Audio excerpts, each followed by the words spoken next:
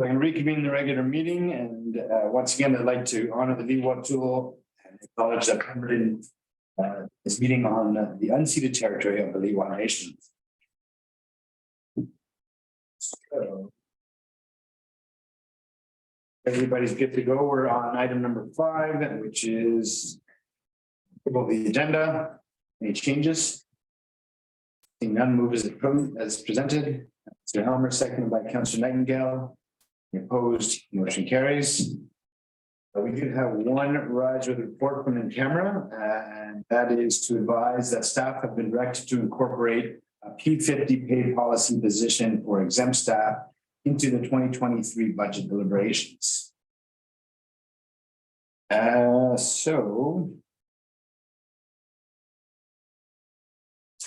Adoption of minutes from 1575 Tuesday, February 28th, moved by Councillor Caddick, seconded by Councillor Helmer. Any opposed? Motion carries. Any business arising?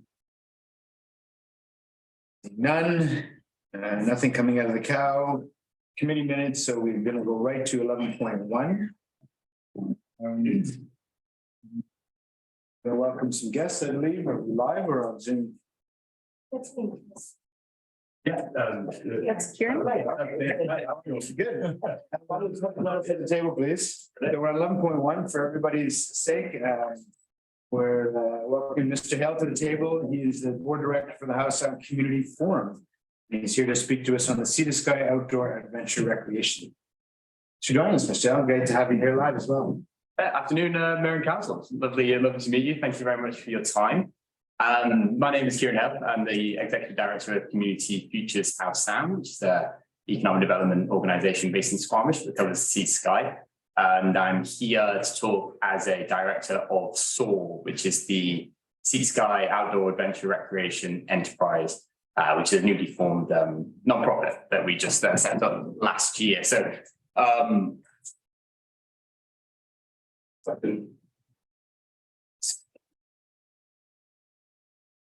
you might recall, so late last year, we were putting in an application for a Reddit grant and a request for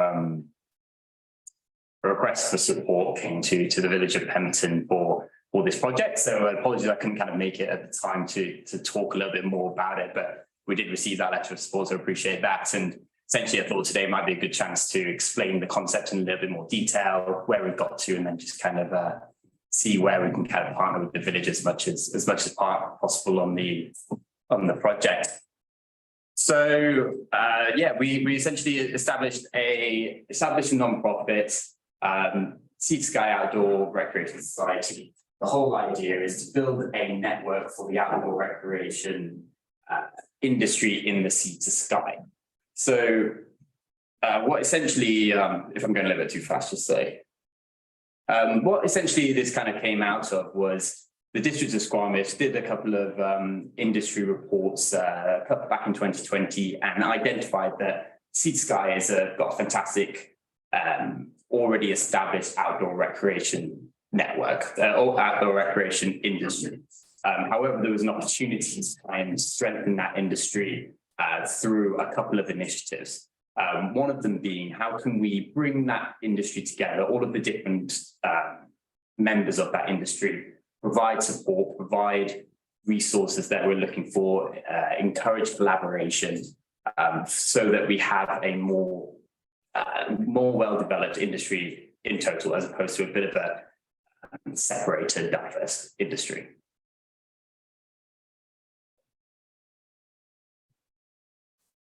These are kind of some of the outcomes of that research. That there are a lot of firms. It's creating a lot of value. It's a high skilled jobs kind of industry, and an industry that we want to target and try and encourage.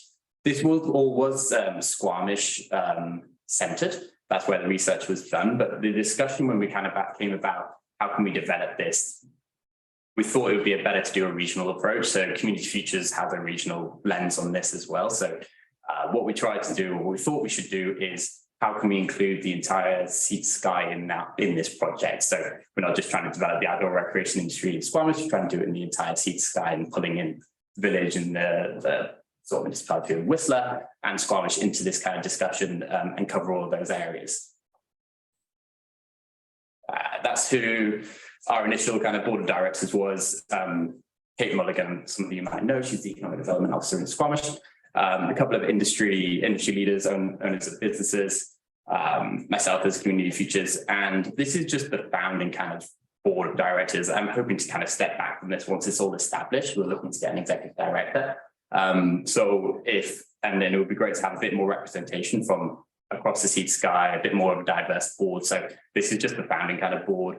We're looking to kind of develop it. So it would be good to have some input from yourselves if there are local Pemberton outdoor recreation businesses who might be interested in it, or representation from the village that wanted to have an input on some of the initiative.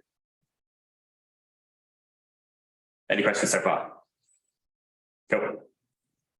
So essentially, what are the kind of the things that we're actually looking to do? How can we start to strengthen this? And this came out of quite a lot of conversations with different outdoor recreation businesses. So a few of the initiatives we're looking at, as a bare minimum, is creating networking opportunities so that we can kind of start to develop the relationship between all of the businesses that are in the region. We find that quite a lot of these businesses are small and siloed, not talking to each other as much as they can, not collaborating as much, not sharing assets. And that's quite a simple solution. We feel if we can start to put on events, start to invite members of industry into these events, and then having an online directory of businesses that they can start to communicate with each other, that will encourage collaboration, it'll encourage asset sharing, and then they can kind of be more successful just with quite an easy way. So that's the bare minimum of what we want to do. Then depending on the result of this grant that we've put in, will determine kind of how ambitious our programming can be. So take this next step further, we start to provide seminars, we start to provide targeted training to outdoor recreation businesses. We start to offer targeted seminars, bring in experts to talk to these businesses, and we can start to run that kind of training piece. Asset sharing tools. So we're developing a online asset sharing tool. So say, for instance, someone in Pemberton has excess warehouse space, which is quite an unrealistic thing at the moment, but say they have a little bit of excess warehouse space. Someone in Whistler is looking for that warehouse space. It'll be an online directory where, hey, we can start to share those assets, and for a fee, everyone kind of wins in that situation. Say, for instance, someone has a high-end CNC machine in Squamish and someone in Whistler would like that machine. They're already paired together so that they can start to communicate it, rather than everyone buying these tailored pieces of machinery. We can start to have this industry that works as a collective. Take that the next step further, depending on funding. What we would like to see is a community manufacturing space. So we're not too sure where that would be located right now, but what we're imagining is a centralized space which is owned and run by the non-profit, has all of these high-end machinery and has this office space, has these resources and technicians, and it can kind of be used as a hub for all of these businesses to come to use it and collaborate and try and innovate and try and make new products. So that's kind of the scale of what we're thinking. But it all depends on the amount of funding that we get. So where we are right now, we're putting this application. We've made a grant application for a certain amount of money. We want to hire an executive director to start running all of these initiatives. We're currently, hopefully we'll be able to hear the result of that in March. Either way, we're going to start programming next month, which is going to start with events for the outdoor recreation business network, and some of those kind of easier to achieve aims. And then we'll start the kind of more high-end programming towards the end of the year. With the all of this kind of with the general outcome, how can we bring up the outdoor recreation industry, make it easier for businesses to start in Pemberton, Squamish, Whistler, reduce barriers, make it more collaborative, make it easier to innovate and essentially just kind of be more successful. So then with the overall aim that we have a fantastic world leading hub in the Seed Sky world for outdoor rec businesses. A little bit more detail, I can no need to go through all of these immediate actions. These are kind of some things that we're going to be starting right away. All of it is kind of depending on this grant application, but yeah, so essentially that's a really, really quick overview of what we were doing. I think just the purpose of today would be like let you know that is happening, let you know that these things are going to be happening. We're already talking to Pemmican-based outdoor recreation businesses to get them involved, a lot of interest. And yeah, and kind of garner some any thoughts or feedback that you might have. Come on in, folks. So with that, okay, timing wise. Well, that was great. Thank you very much. Right, through a little bit. Perfect. Any questions? Feedback? Just one question. Thanks for the presentation. Once you've got the grant money in place, that'll be used up over a period of time. Where do you see your funding coming from to keep this moving?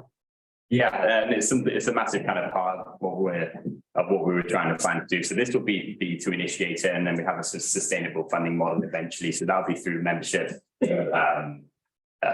fees. So the whole idea, after a couple of years, this should be providing benefit to members. So the membership fees we can provide. So some of these services that we're going to be providing, so that shared marketing, the shared manufacturing, that can kind of come off a fee, it will be subsidized. And that will provide a base level of income coming through. There is also scope for sponsorship. So is there a way that we can get the larger outdoor recreation businesses, so such as MEC, who would benefit from having local innovative products?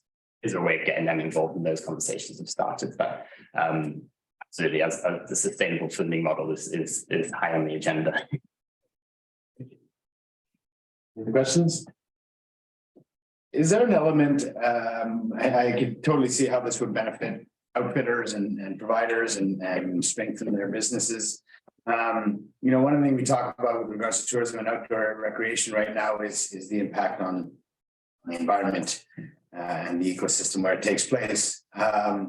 Is there, through this work, consideration for supporting these outfitters in terms of educating people, in terms of their impact when they come to the backcountry or recreate outdoors in our area, and that sort of lens of environmental stewardship, is that included in the work? So the lens of environmental stewardship, absolutely. So I probably should have defined how we're going to be defining outdoor recreation. We are focusing mainly on the manufacturers, designers, retailers, and kind of not looking at the tourism providers.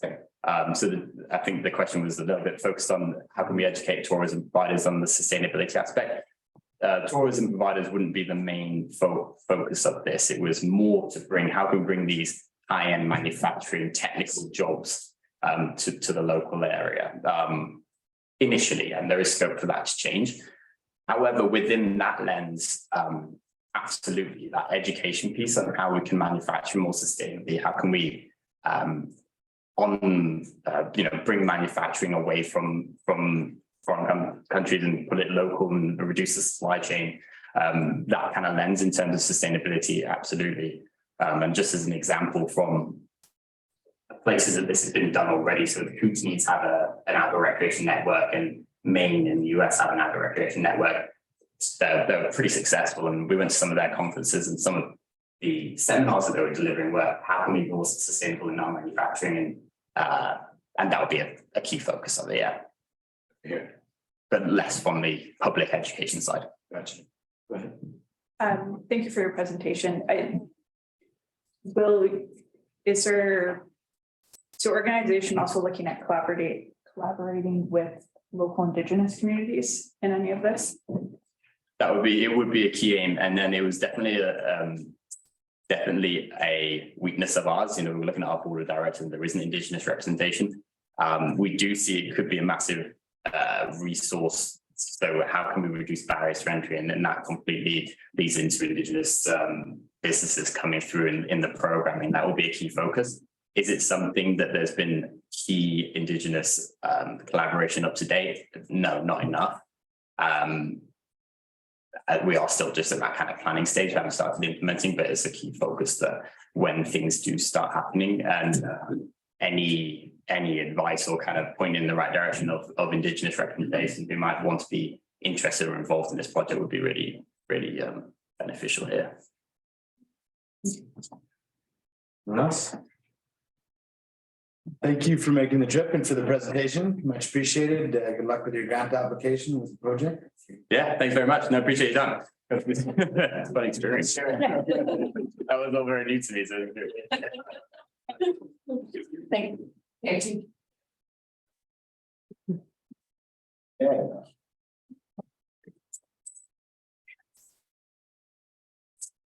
So we're on to 12.1 office, the CEO report. Stacy? Through the chair, I just wanted to express my appreciation to Mr. Spora, Manager of Finance, for his public presentation of the initial stages of the budget. An important opportunity for people to engage. Thank you. Yeah, that takes us to 12.2. Development variance permit 131 for the live share parking variance. I believe Mr. Chalmers is joining us soon. Are you joining us at the table, Scott, or no? No, yeah. You are good? Okay. And just so everybody in the room and on Zoom understands how the process works here, we're going to hear from Mr. Chalmers, who's going to report on the variance request. At that point, I will be opening the floor for council to ask questions of staff, not make comments, but ask questions. After which we will then open it up to the public for comments from the public on the variance proposal. And that includes anybody on Zoom, anybody in the room, and the applicant if they so choose. So with that, Mr. Chalmers, I will turn over to your capable hands. Thank you, Mayor Richmond, and good evening, council. The purpose of this application is, in this presentation this evening, is for council to consider the authorization for issuance with conditions of development variance permit number 131. The lands are located at 7340 Crabapple Court. That's located between the Gateway Building and the Orion Building. It currently sits as kind of a gravel parking lot, but it is land that has been contemplated for development, as we'll talk about in the next few minutes. The variance request is to vary the Village of Pemberton zoning bylaw from a required 63 parking stalls to 21 dedicated parking stalls, 4 visitor parking stalls, 16 shared parking stalls, for a total of 41 parking stalls. So there is a deficiency between the bylaw requirements that is exacerbated by a covenant, as we will discuss in a little bit. This application arose out of initial development permit application that came forward, and the intent of the development permit was to utilize the existing C3 Portage Road commercial zoning to create a 63 unit co-living micro suite development as an affordable housing project. The project came in and went through an initial round of review. It does comply with the zoning in terms of the use and the density and the building heights and so on. The initial review, however, did raise alarm, significant concern about the extent of the parking variance that's required to accommodate this level and type of development.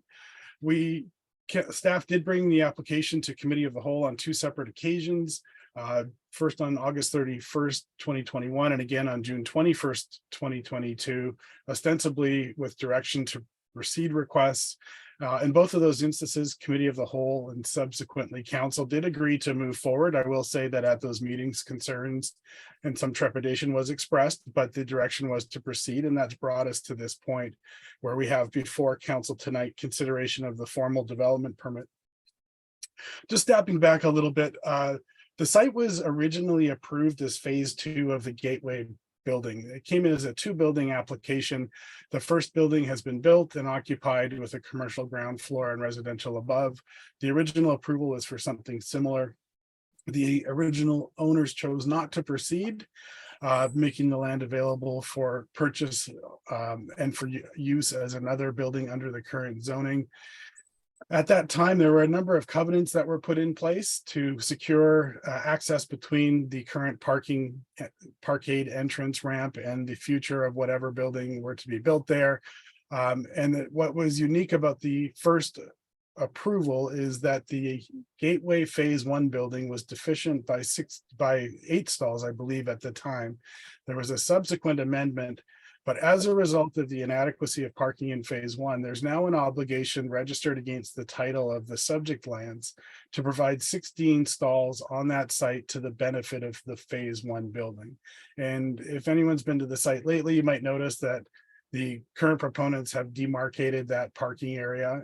There's an agreement that effectively establishes it. That agreement or restrictive covenant does contain language that in the event that these lands are developed, there'll be a reconsideration of that agreement. Also quite important to the discussion tonight is that the lands, though they sit fallow as a parking lot at this point, they are zoned for commercial and a residential development in many different forms without any discretionary approvals of council. So this application is coming before you with discretion. You have discretion to determine a variance, but the zoning does contain certain development entitlements, which may be important in the consideration moving forward. Just to get into the concept a little bit further, although not particularly, we're not discussing the actual building as much tonight, but this is important to the parking discussion. The application would consist of 63 purpose-built rental units of approximately 300 square feet. So just in context, that's a generous sized hotel room. They would not contain self-contained kitchens. They would have common kitchens and common amenity rooms.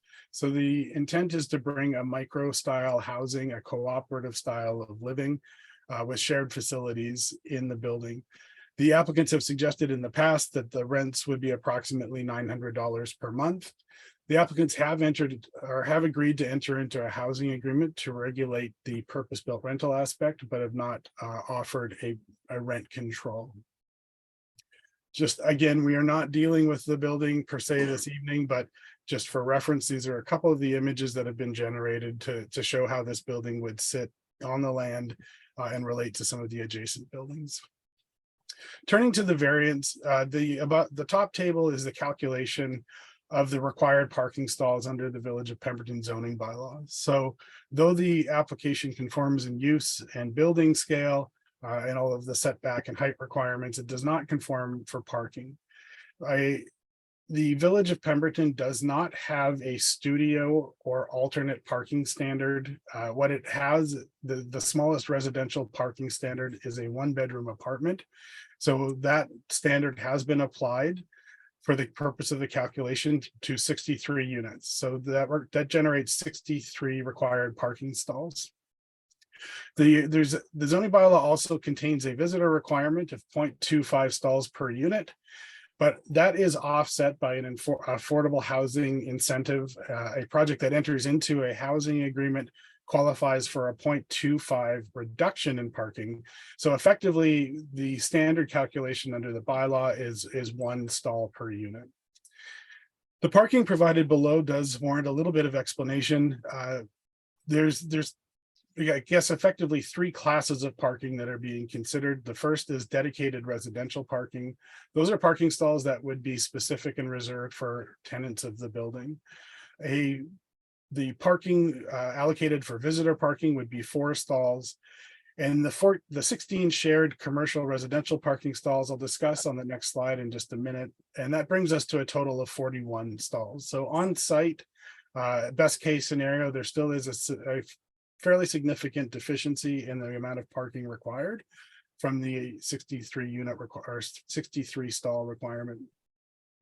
These 2 maps identify the parking arrangement generally, and starting on the right map, the area of dedicated residential parking, so specifically allocated to the building, including an accessible stall, is located on the parkade level. So this would again be under building or would appear as underground parking. There's 4 visitor stalls that are located adjacent to that, again, under building, underground. This entranceway would connect to the current downsloping access point from the end of Crabapple that currently accesses Gateway Phase 1. There would be 2 shared stalls in this location and 14 shared stalls, including an accessible stall in this location. Just to explain the shared stalls in a little more detail, The original concept is to make sure that there's additional parking, or that the parking that's reserved by covenant is there in support of the commercial uses of Gateway Phase 1. As commercial uses typically, and particularly the uses that are in play are being utilized in Gateway Phase 1 are not businesses that require parking 24 hours a day. And there would be additional negotiation required, but the concept in general terms would be that those shared parking stalls would be available to commercial tenants or users of Gateway Phase 1 building during business hours or daylight hours. And then in the evening would be set aside for residential occupancy by the occupants of this building. So again, there was, as you'll see in the staff report, there is reference to a need to amend that covenant. This has not yet been resolved, but this is the concept that's being promoted and put forward. Shared parking is something that is quite common in a lot of mixed use neighborhoods. It's not an unheard of concept. It certainly can work out reasonably well. And what's unique about the project that we are dealing with is that it will have an on-site manager for some of the shared facilities and the shared transportation demand management options that we'll talk about in a few minutes. So there will be a presence on site. And unlike a conventional apartment building, there would be someone who could be pointed to as the manager of those shared parking facilities. The applicants did provide rationale in several different forms.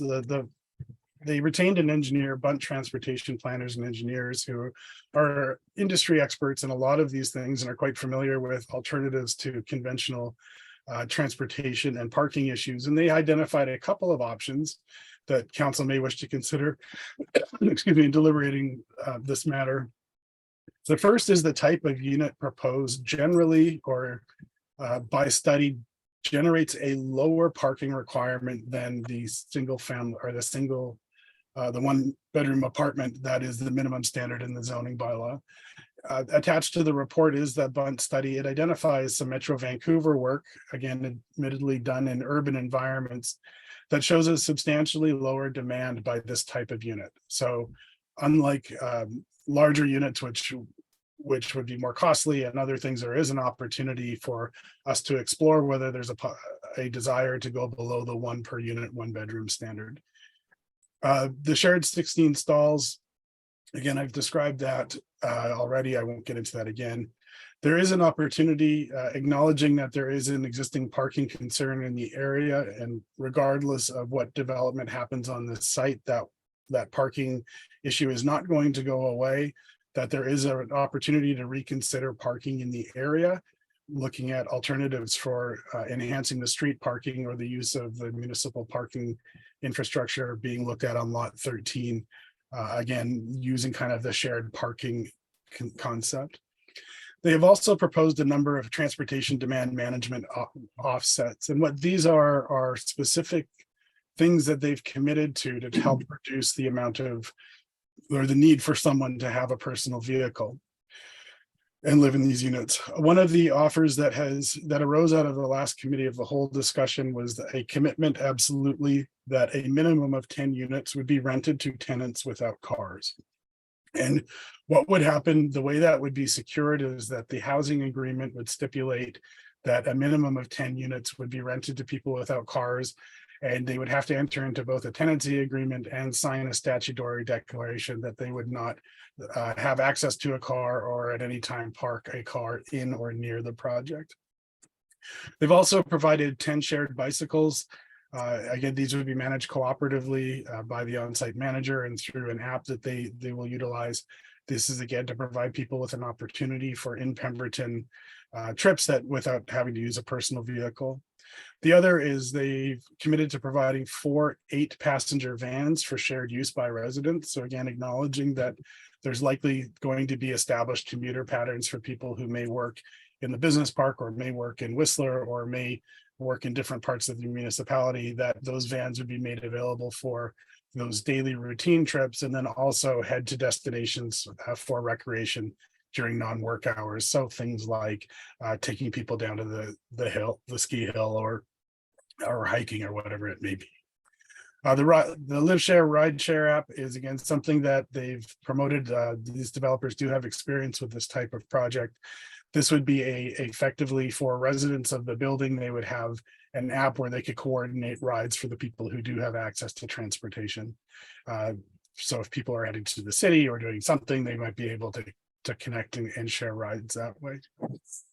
Important in these is that these would be secured through the housing agreement, and that in the absence of these measures, the proponents would in concept not be able to rent a unit to people with a vehicle unless these measures were in place. So speaking again to the implementation, the development variance permit is one of a number of different approvals that would be required for this project to advance. As mentioned, it started as a development permit application, and the development variance permit was advanced first because of the significance of it. So there are still a number of matters that would have to be addressed in the DP about the actual building itself, should this proceed. Final issuance of the development variance permit would be subject to two conditions outlined in the recommendation. The first is a successful negotiation of the parking covenant with the phase one owners, which is a strata corporation, to the satisfaction of the village. That would be something council would have to approve. And then the proponents would have to enter into a housing agreement with the village that would secure the perpetual rental of the building and also secure those transportation demand management offsets mentioned earlier. Should these all come together, a development permit would be brought to council at a future date once these matters have concluded. Staff admittedly have spent a lot of time and gone through a lot of internal deliberations about this project, because it does confront a couple of pretty interesting questions in the village of Pemberton, questions that maybe it hasn't faced, at least not to this extent, in some time. And these are what largely informed the recommendation that staff have put forward. But the first is the priority of affordable housing relative to parking. Again, staff acknowledge there is a significant variance being sought, and there is an additional complication of the parking obligation by covenant to the phase one building.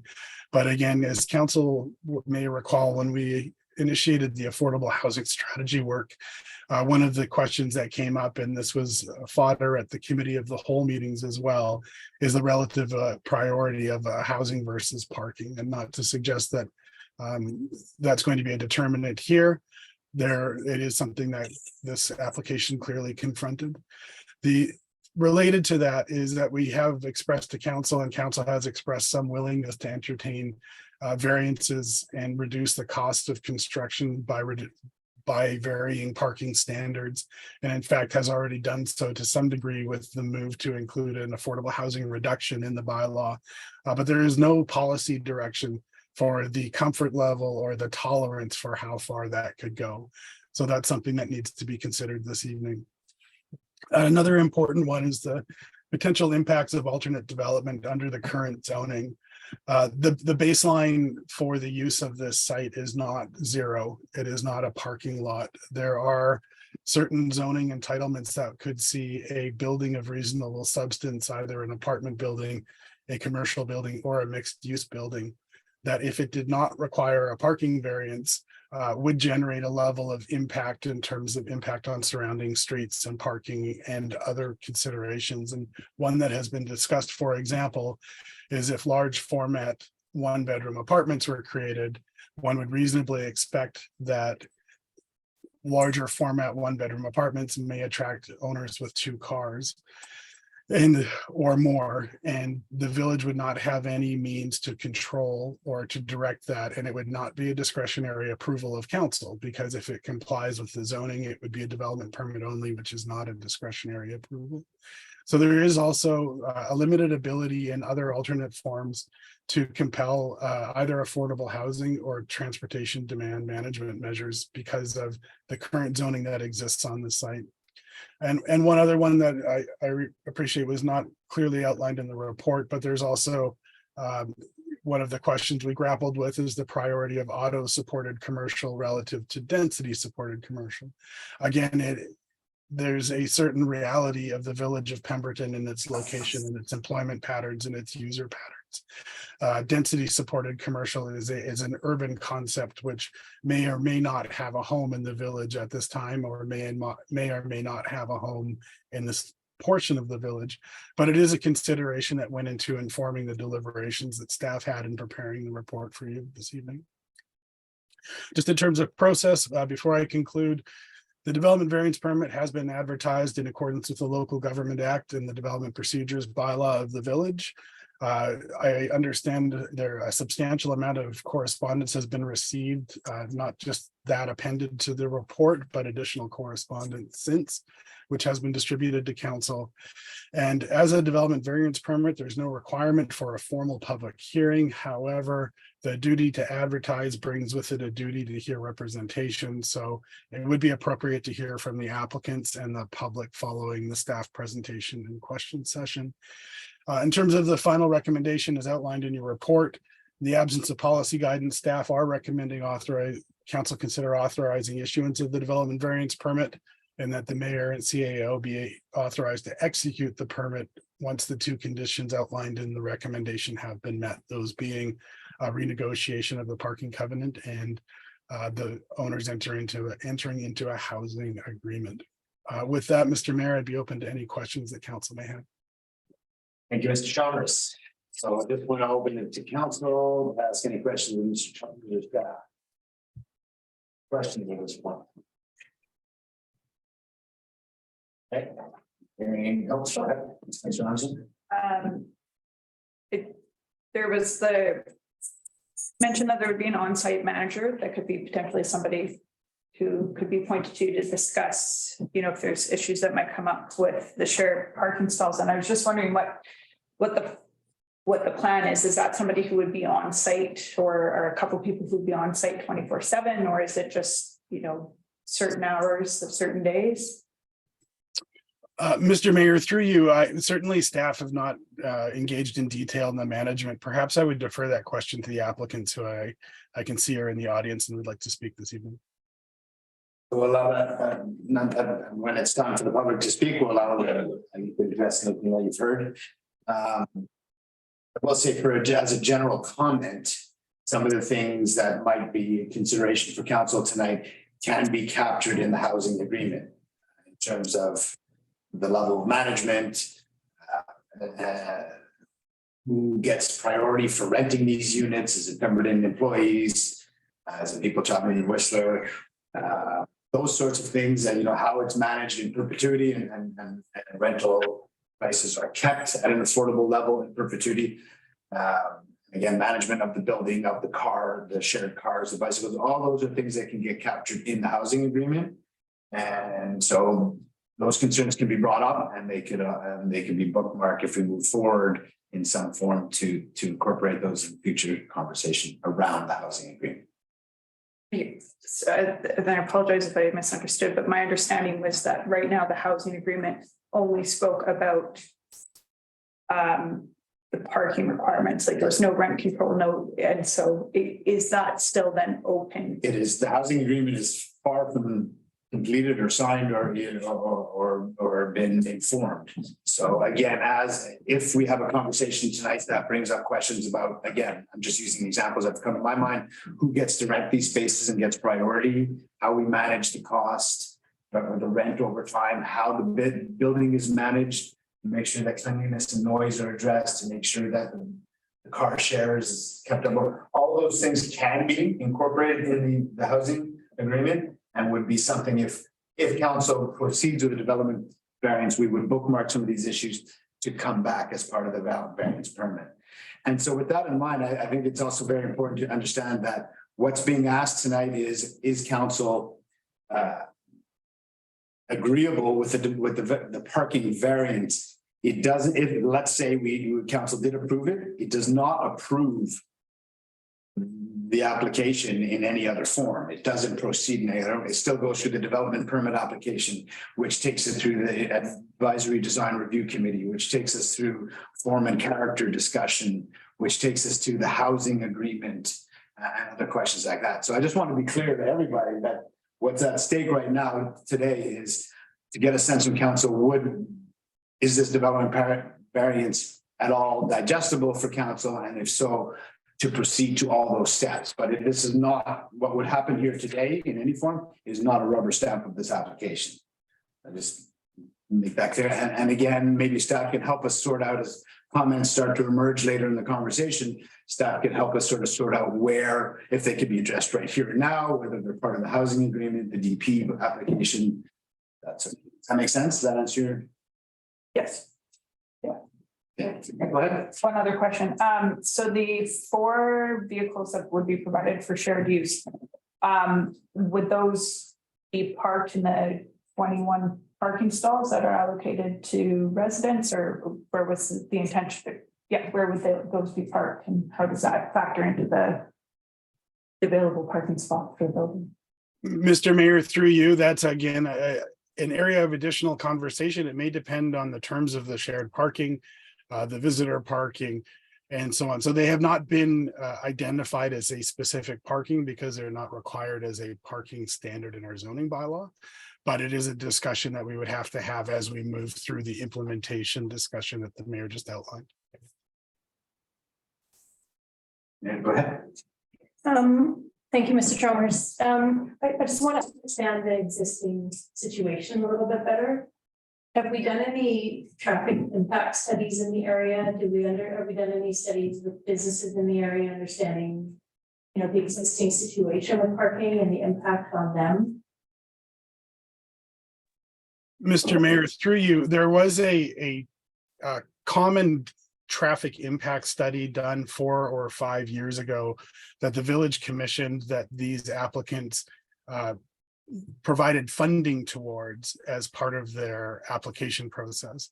The traffic impact study again measures things like the performance of intersections and other things. This is not an area that's really going to, the solution wouldn't necessarily lie in a traffic impact study per se. What we did do is we asked them to hire a transportation engineer to do a bit of a base case to look at what's happening in the area. And one of the things that complicated it a little bit is that there's been a fairly substantial construction project across the street during much of the review period of this application. So we are aware that when we're talking, the issues that as we understand them largely are parking related. So we've been looking at parking solutions more than traffic flow solutions.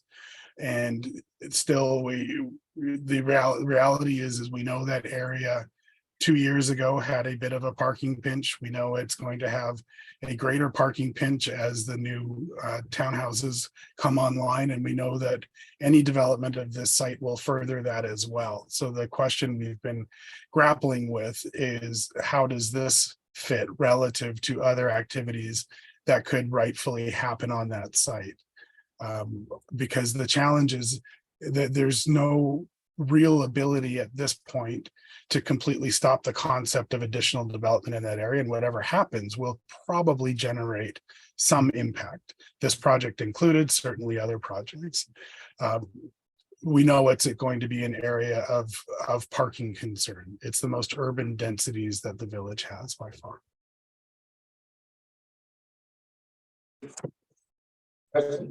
Maybe just a follow up there.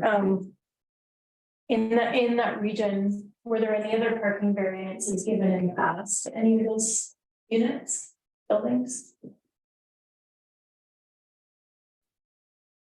Mr. Mayor, I personally didn't work on any of those projects. I believe there may have been a tandem variance as part of the new townhomes that are going in. As to the other apartment buildings, I don't know. I do know that Gateway Phase 1 did not provide the on-site parking that was required to sustain the building, which has been allocated to the site we're dealing with tonight. So I think there's, it wasn't given a variance, but there was an alternate, albeit cumbersome, solution done as part of Gateway Phase 1 approvals. That actually, both Radius and Orion did build their parking, met their zoning obligations in terms of parking. Any questions? Okay, not seeing any more questions, then I will open this up for comments and questions from the public. Give it a sec for staff to Good. And again, for those of you that are watching at home, if you want to ask a question, hit the raise hand on your controls. Let staff know you want to make a comment and you will be put in the queue. We have a question from Nikki Banker. Okay.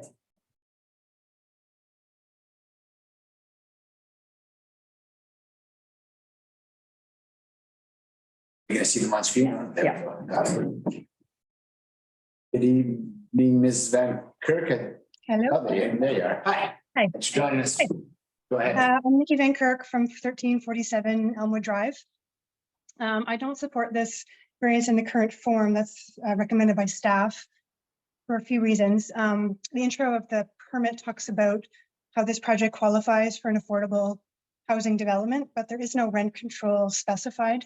And if I look at the definition in the 2019 report for affordable housing and look at the definition of what affordable housing is, it clearly says that it's a household spending less than 30% of their gross before tax income on housing. So the chart that Mr. Trauman showed with the 0.25 reduction per unit for affordable housing, I don't really feel like that's relevant in this case unless we get an actual promise that there will be rent control. And saying that we can, I know Mayor suggested that it could be put into the housing agreement, but I feel like before we would want to commit to moving forward, I think that needs to be committed up front that there will be. We've seen many times developers promise, oh yeah, the rent will be whatever, or the cost will be whatever. And we just have to look at Tayada as an example, where we've got these small lot, single family homes for well over $1 million already. So I think we need to be careful there. If we look at the history of the parking in Pemberton, we often see the parking gets kicked down the line. So same with Gateway Phase 1, they didn't have enough spots, so they kicked it down to the line. We've seen it in different places. Mountainside did get a variance. They also didn't want to provide as much parking so they could fit more units in. And we just end up with this snowball effect where nobody wants to provide all the parking. And now we're in a situation where we have 16 units for commercial space that we're now going to add on to, you know, a place where we need to share that with 63 residential places. I just find that we get ourselves into this by continuously saying, okay, yes, we'll have less parking. And I agree there needs to be a balance between different styles of housing and parking. We don't want to say, no, we have to have parking just by the bylaw and not have enough housing. But I think there needs to be a better balance struck. This seems like a really radical reduction, 63 suites down to 21 spots with some sharing. And so to me, I feel like, you know, that parking studies and this kind of housing in an urban environment where there's actual transportation options. We don't even have a taxi in this town, and we have some busing into Whistler, but not all that convenient. So expecting people to come here and promise they don't have a car, it just means the cars are going to be elsewhere. And suggesting that maybe the park and ride is a place, well, the park and ride is meant for people to come to in the morning as an empty lot, put their car so they can take the bus. And if they show up and it's full of cars, that's not going to work. And if we look at that area, you know, we have so much development just in that little area, and Mountainside coming online, they're expected to have 2 cars parked front and back in a garage. And I mean, we know how few people in Pemberton actually can fit their truck or their cars in garages. So they're going to be spilling out. They have reduced, they've already managed to get reduced visitor parking because of their variance. So it continues. And I think also there should be a 4th option. You've been presented with 3 options of approve, deny, and send for referral. But there is a 4th option to approve with a smaller variance. There's an opportunity to look at this and say, we get that it's hard to provide parking, but you know, you guys can suggest that there should be a little bit more parking. We can go down the middle road. And if that means that the developers don't want to move ahead, you know, that may be, but I don't think we need to tie ourselves to this and only this, and otherwise it doesn't go forward. So those are my thoughts. Thank you very much. Sven Kirk. Who's up next? And I'm going to ask, just because I know there's going to be a lot of interest in it, let's try to keep our comments to 2-3 minutes and keep it tight. And once everybody's spoken, we'll feel we can absolutely go around again if we need to. Go ahead.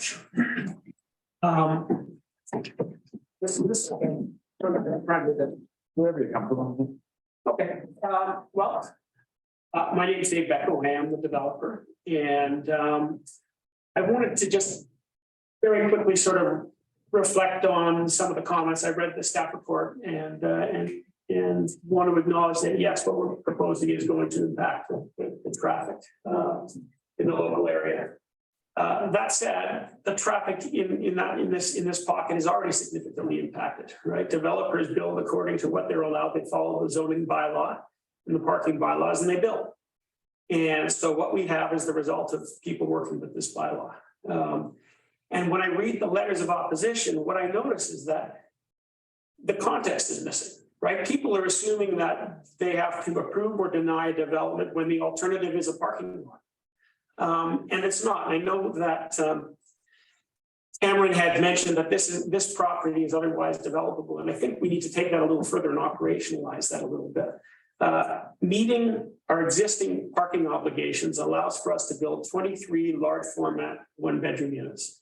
What that means is that we're dealing with a minimum of probably 2 cars per unit. Okay, so at 46, and some of them will have more than 2. So assume between 46 and say 55 parking stalls. And that's going to happen regardless of whether or not this is a live share development or a market residential development. And so the real question is, what do you want to have relative to a live share if it's not a live share, right? And ultimately, it's the highest and best use for the property. The best use, the best opportunity that's economically viable. And so if you choose against one, you're by definition choosing the alternative. And the alternative I'm going to suggest is going to provide a comparable burden, but the properties will not be affordable.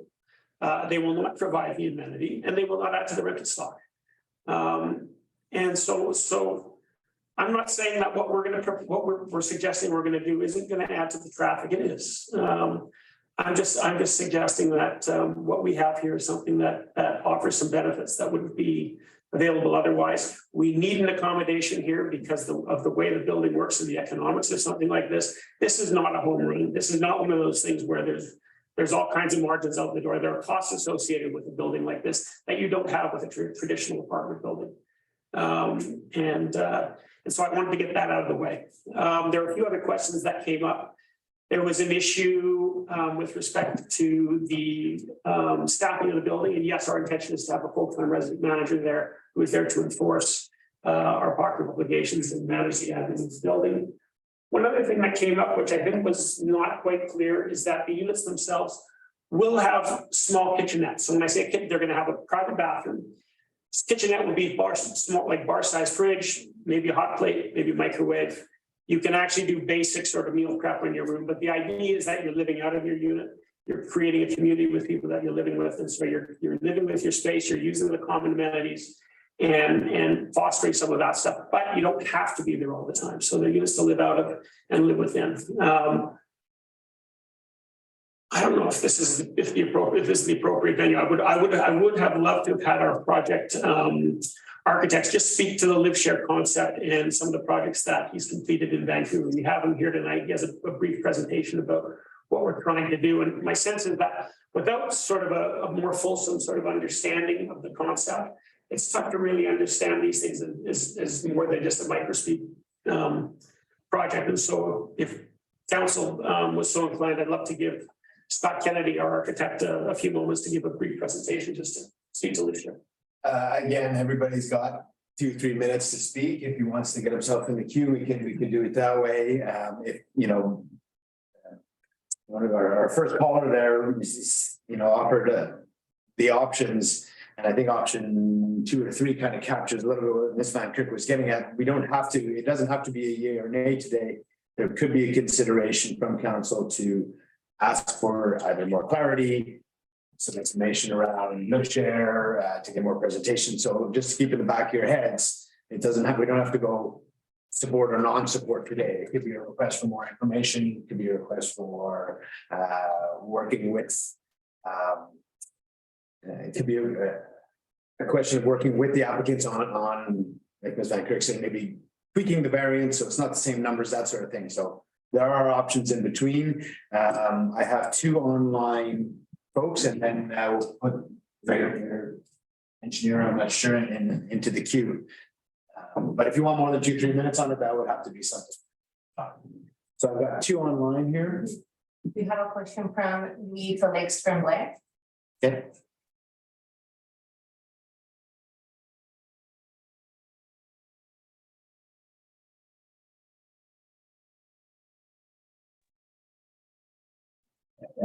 Good evening, Mayor and Council. Can you guys hear me Yeah. appropriately? Awesome. First off, I want to point out that the report didn't mention that both the Advisory Design Review Commission and the Advisory Land Use Commission didn't support this project in this actual form. The project that is brought forward tonight as a DVP is basically has no change to it, has not taken any of our recommendation and comments into consideration. So therefore, I really want to bring that to your attention, Council, that the Advisory Planning Review Commission aren't supportive of this project. Should have been in the report as best practice anyway. Again, as clearly shown in the letter sent to Council, most people are against this project and raise major concern on both the parking reduction and the housing typology that is proposed. No real benefits for the population, only the letters of support for the project are written by people living in Whistler and owning business in Pemberton. Using a Metro Vancouver study to justify the parking reduction is not best practice. This is actually bad planning practice. It's an urban environment that is totally different from the context of Pemberton. Therefore, this study should be disregarded. I'll stop talking about the housing typology itself because I believe this is more of an ideology battle at this point. Just want to point out that this particular housing typology will set a precedent to pave way to considerable negative externalities. So once that can of worm is open, it can simply be closed.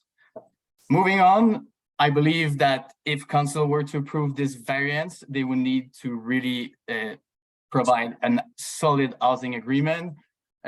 First, I'd like to start with a minimum of 10 units be rented to individuals who do not own or will not part a vehicle or a car or whatever. This first seems hardly enforceable and morally wrong, if you want my opinion as well. People shouldn't be tied to their housing situation if they want to buy a car. Second, I believe that a rent cap should absolutely be set for this housing agreement and for this development. There's also a possibility to dedicate a portion of the units to our local workforce and avoid having commuters living in this building and going over.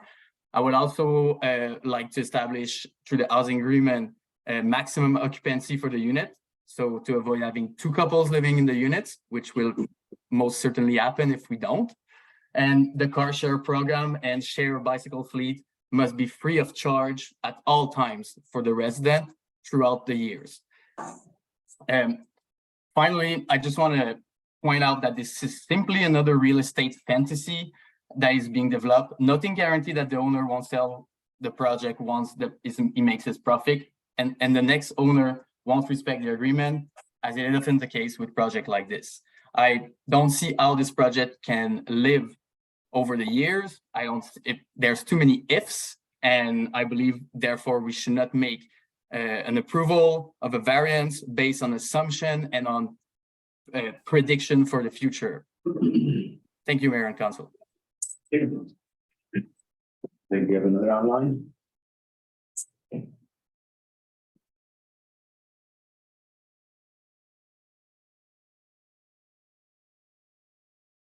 We have a question from Deborah J. Dubé.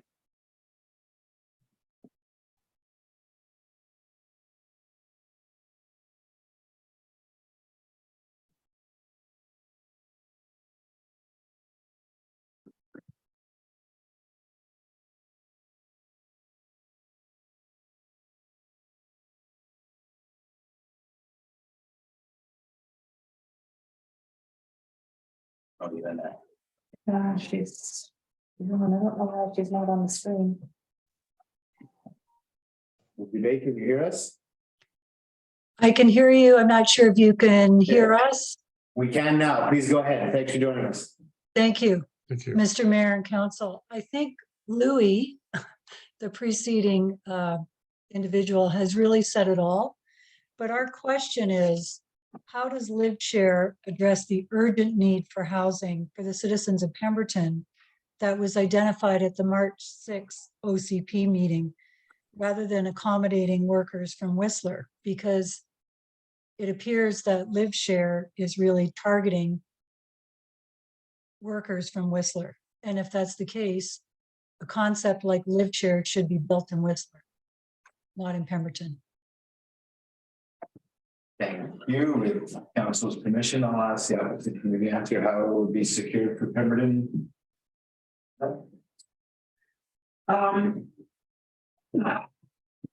We have discussed last time operating priority rental on the startup for Pemberton residents. So we haven't operationalized this in any sort of functional way. What we had discussed originally was that when we completed the building, we would offer Pemberton residents first. Functionally, we're happy having, we have no incentive to rent to Whistler people any more than we would have Pemberton people here. So I mean, we're happy to do whatever we need to do. Obviously, we're not here for our health. We want a building that is rented. And so the intent would be that we would rent to Pemberton residents and then with leftover, vacant space, we would rent to people that were looking for a place to rent. Yep. What's up next? And if anybody here in the house, please put up your hands. Everybody in queue, please go ahead. Hi, just wanted to say we are a community. People don't come here to stay in Pemberton Village. They want to go to Jeffrey Lake, they want to do Whistler, they want to do all kinds of places. And and the other thing is we are an underdeveloped rural community. This is way too much between, down the road, it may work. But I think right now, it's expecting way too much for Pemberton. We've got our infrastructure, our roads, don't have exits and entrances different. We have the same thing. It's not that it's a bad development. I think it's just not. And I appreciate what you've done. It looks beautiful. But I'd say go to Kelowna, where they have university students. Go to Courtney, where they have another college and university. This would be perfect. It's like, it's almost like a dormitory. And go to Courtney on the island. But Pemberton, I don't think is ready for this. So. Now, do you mind providing your name for the record? My name is Bernie Ellingson, officially Gloria. Thank you. Who's up next? All right, sir. Scott Kennedy with Cornerstone Architecture. So we are the architects for the project. We are specialized in passive house buildings. We've probably done more than anybody in the province. So energy efficiency is a big part of what we do. We also have designed 2 co-housing projects. This is our first co-living project. We're kind of excited about the idea. For co-housing projects, I have a presentation, but we'll maybe leave that for another day. Hopefully we have another day. They are really, really involved about community. And there's a lot of talk about people needing community. We always get sold exclusivity and privacy. That's not what people actually need. In your life, you need to be connected with people. It just makes life more joyful. And there's so many studies that if you look at Happy Cities and all these studies, Charles Montgomery's doing, it's an important part of how one lives. And certainly one thinks about your younger years, a lot of your good friends you've probably lived with at some point in time. I know I have. I lived in a big house with a bunch of friends, and we're still great friends. And that same thing goes for the universities and dorms and all that kind of stuff. This isn't necessarily exclusively for young people, although we know it would primarily appeal to them. But in our co-housing projects, we have multi-generational. We have families with 4 bedrooms to singles that have never been married. They're really interesting buildings. They're really community-oriented buildings, and we try to design them in that sense. Things like little tiny areas outside the elevator where there's a little library just for the few books that people share, and a little reading corner, and another one's got a little games area where the kids go play games. So it's an important part of how we try to design those. So we were approached, David and I have done some projects together in the past, and then Jay came along to talk to Dave about LiveShare. We thought it was an interesting idea, and we started to put some early ideas on paper of how that might happen. It's all about economics. We're trying to also build this building as basically a modular building. That was the way we designed it, just to kind of make it very expeditious to build. It is a rental, and rentals are very difficult to make economically work. This latest little interest rate hikes has killed a 130 unit building that we're working on in Vancouver. They just can't make the numbers work anymore. So that's market rental way higher than these kinds of numbers. I think it might be appropriate to say, can we reserve, and David might shoot me for this, but you might be able to come back and say, let's reserve a certain number of units that are more income tied. I don't think you could ask the whole building to do that. There's just no way they could survive economically. But there are opportunities to, and certainly there'd be an opportunity to say, you know, on the waiting list, residents get a fire rate. That'd be an easy thing to do. Certainly when I looked at the letters in support of the project, they tend to be from businesses that we can't find workers. We need affordable housing for our workforce. So that was the kind of thing I see. We see the same thing in Vancouver. But I think this is unique. There are very few developers that would come to a community with the idea like this and be willing to take a flyer at it. Most developers would want to build a rental building, make sure the numbers work, and walk away, you know, alone it. But you know, they're not going to try to create a community with it. And that's what's unique about this thing. And I'm not the one who gets into the numbers that says there's got to be 63 suites to make this work. That might come out in the next stages. But I think what I'm hearing is they don't want to invest, the clients don't want to invest a lot more money if there's no chance this thing's going to go anywhere. And it definitely needs a parking variance to go somewhere. And certainly, you know, I think there are lots of things we could tweak, maybe the way bikes are shared, maybe we need more bikes. I know I ride an electric bike to work every day in Vancouver. I'm sure these things can happen here. But I think you know, they need some assurance that there's a parking relaxation available to even get this thing off the ground. And if the refusal type, then I'm pretty sure it's dead. If it's even conditional, it's going to be iffy. If there are maybe some conditions that have to go in the housing agreement, maybe that's something that can be looked at. But those are just my comments from, you know, what I know and working with Dave in the past, trying to be reasonable, but at the end of the day, I'll be happy to share the economics as part of this whole process. You know, here's what's going to cost to build, here's what it costs to operate the cars. I think the concept of making parking free, that's wrong, because what that does is that penalizes the person that doesn't own a car, because the rents subsidize the person that owns a car. You can't be doing that. But I had suggested to Dave, and it's a model Microsoft uses in their parking lot, it's a daily parking charge. And the reason for that is it encourages people not to use their car because they pay daily. And that's a little different because you're driving to work and it's maybe you can take transit that day. But those are the kind of things that I think need to be thought through to make sure that the parking isn't reserved for one person and they're away for a month and it's all kind of empty. I think we can make more shared use of that parking and make it more efficient. And those are all things that we're happy to consider and try to figure out how to work our way through that. But I think it is important that council give an indication that the developers have a shot here, or you know, we'll back to the drawing board and we'll build some townhouses or something. Thank you. Do you have anybody else online? We have a question from Ashley.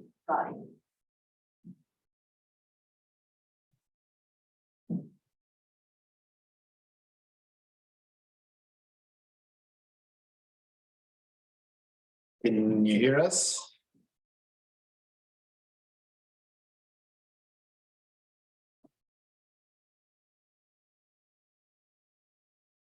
We see them on screen there.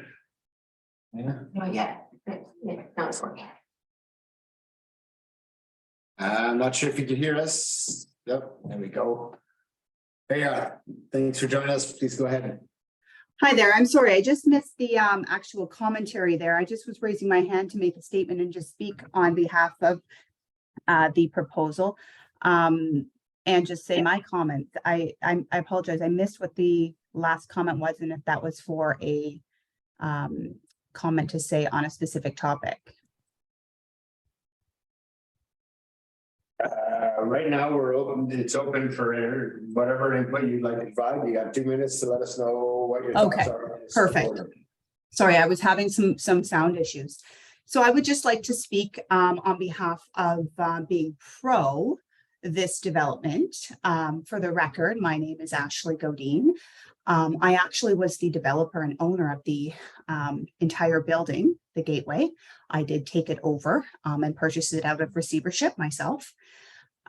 During the tenure of my ownership and operating the building of the Gateway, this has been an ongoing issue with parking since 2017 when I became the owner. And not much has changed over that duration of time. There seems to be, I guess, a sense of a reluctance to growth in Pemberton with the residents. And for sure that is endearing because this has been a rural community over the years. But the fact is that Pemberton is growing by default with, you know, the economics of all the boundaries of Whistler kind of extending, and it is a bedroom community to Whistler. A lot of locals do work in Whistler and do need affordable housing, which is still a problem today. I agree that this project does have some sticky topics to overcome, particularly with the parking, well, exactly the parking, but it's not going to be much different or better if it wasn't this type of project. The parking is still going to be a challenge no matter which way you dice it. My interest is also keeping in line with supporting the commercial business activities. I still own Mile One space as the building, but I do not own the businesses. And it is a concern of my tenants, and my priority is allegiant with them as well to ensure that they do have the means to support the local community with their food and beverages as well. So it is important that there is a mutual arrangement made for all local supports, but it is not something of an either and or. And I do feel that it's actually more beneficial for the community and particularly the businesses as well at the Gateway, if it was a live share, because just the sheer number of vehicles that would be on site would be more problematic for parking if it was to be built as a townhouse community. With that said, that's just my comments. And just to put on the record that I am for the project with further discussions and further nuances to be ironed out. Thanks. Thank you for that. I'm trying to be really flexible here, but I will ask people to keep their comments to 2-3 minutes here for everybody's sake, because there's lots of discussion left. So please, whoever's up next, let's try to keep our comments tight. Do we have more folks online? No questions. Yeah, Mayor Gavel, my name is Kieran Held. I'm supportive of the concept of a live share. I've lived in that kind of environment before, and I do think it's a really innovative way of addressing a housing issue. Similarly with car shares, I think it's a really good way to start looking, and we should try to be adopting those kind of practices a little bit more. So as a concept, I actually think it's great. I didn't actually hear why a parking variance was required other than just the economic point of view. I kind of think that the bylaws of parking are there for a reason. If we keep pushing those, then it's just going to create further problems. So that was quite a large variance. I'm not too sure, you know, maybe when I see the numbers of why that variance was proposed, but yeah, it was just pro the idea. I'm not too sure why we can't just keep the same parking allowance with that concept. Thank you. Anyone else? You're online, anybody else here? It's all good. Okay, thank you for the participation and public input. And we're going to turn it back to council for comments. Now I'll open the floor. Just clarify that the public input session is now. Yeah, no, that the public input portion of this conversation is done. So again, thank you for bringing your comments forward. And now I'll open the table for council's thoughts. Who'd like to lead off?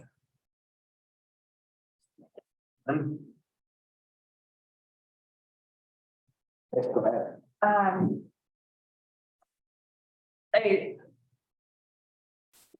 To echo, I think some of the comments I've heard today is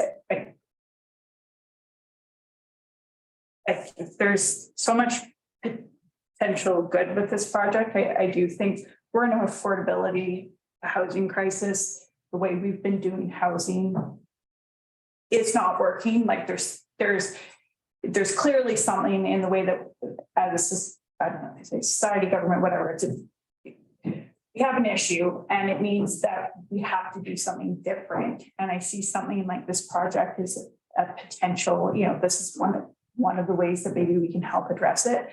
I will say, somebody who not too long ago was living in shared housing, I think that's great. I mean, I take the comment, yes, we don't have a university here, but we still do have young people.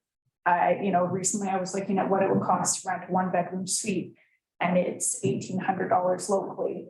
If you're a 20-year-old who doesn't want to leave Pemberton, but maybe wants to move out from home, there's not a lot of options. So something like this is potentially a really great option. That being said, the parking is an issue because as we're not Vancouver, we are not a major urban center. We don't have, there's not a bus that we have limited transit. And I know that is something that, we are working on and we are looking to work on in the future. And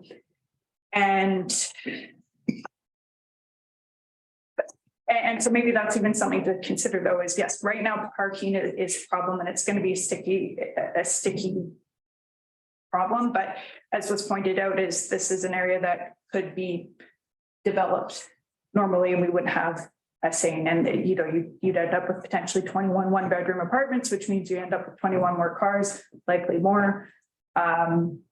So we've got this potentially this one opportunity an opportunity to try out a new housing solution, and recognizing that it is going to have an impact on parking. But I think regardless in the future, we're going to have problems. We already have problems parking in that area. I want to be very clear, very aware of it, and it's frustrating. I think it's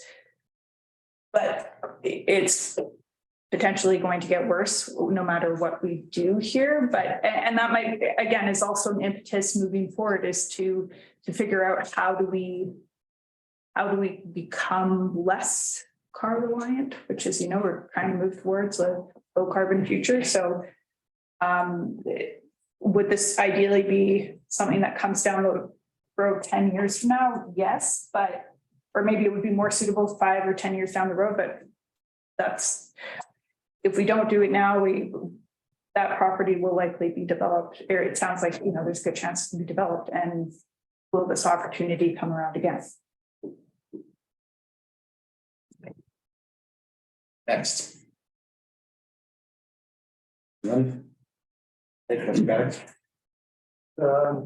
What we've got is a situation where it's a brand new idea for the community. It could provide a different type of housing.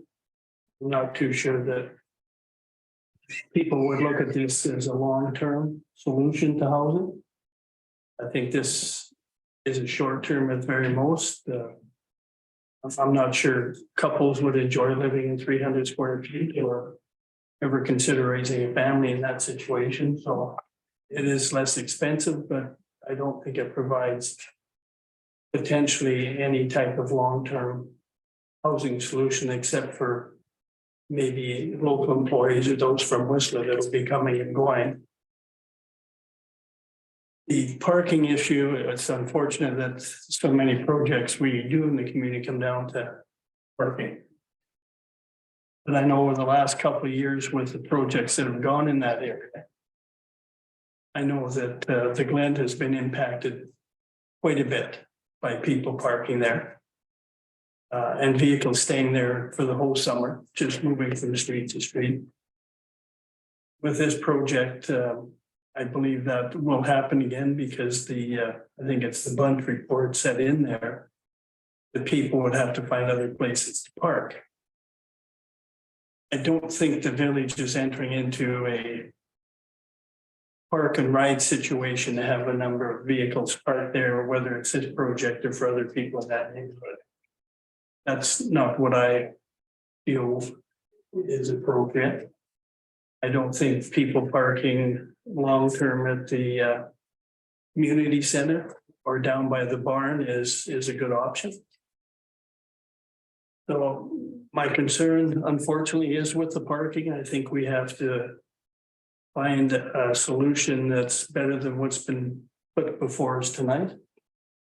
And at this point in time, with has been presented, I cannot support the project with the parking variance that's being applied for. Next. Thank you, Mayor Richmond. My concerns are definitely around the housing agreement. We are seeing through our OCP process, which has been involving great community engagement, that people that our housing needs need to be addressed and in a very significant way. And I'm concerned that this project will speak to one specific demographic. And I love, it's Mr. Kennedy. Yeah. I really appreciate what you said about the value of community. And I know in Europe and places, they look at all these different multi-generational buildings. And I really think there's something to that. So for me, it's the typology of the building that is troubling for me. And I feel that if it was more of a multi-generational with variety within the building, that would provide better housing options for the Pemberton community. We are considered by many as a bedroom community, but I don't think we don't necessarily want to stay that way as we grow. We want that circular economy to grow here, and we need people to live and work here. And I also, I recognize that if we do think about the young people that might be living in that building, and they do live in Whistler, a lot of them work in the service industry, and a lot of them are young women. And the thought of them parking or having, they will have cars. And if they're parking by the barn and walking late at night in the dark, that's a safety issue for me. I don't think that's something, I think that's something we need to consider. And I also feel that there's been so much development that's been happening. We don't know what's going to happen when the people move into the townhomes and when all the cars show up. We don't know what that's going to look like. And for me, I just would appreciate being able to pause and have a realistic view of what it's going to look like before we move ahead. Everything has happened so quickly. And I appreciate what Bernie said about, it's not that we don't want this in Pemberton, it's just that we need to have a realistic picture of what it's going to look like moving forward. Thank you. Thank you. Thank you. I think you definitely opened my eyes to some of the opportunities and options around different housing options. And it's really forcing us to have the conversation around what does affordable housing look like, and actually what is how does affordable housing help the community, and from what direction? To Councillor Craddock's point there, when we talk about affordable housing supporting businesses with long-term employment versus short-term employment, that's a really important consideration and for us to weigh. So first of all, thank you for providing the options and opening up my eyes a little bit around what some of the can be.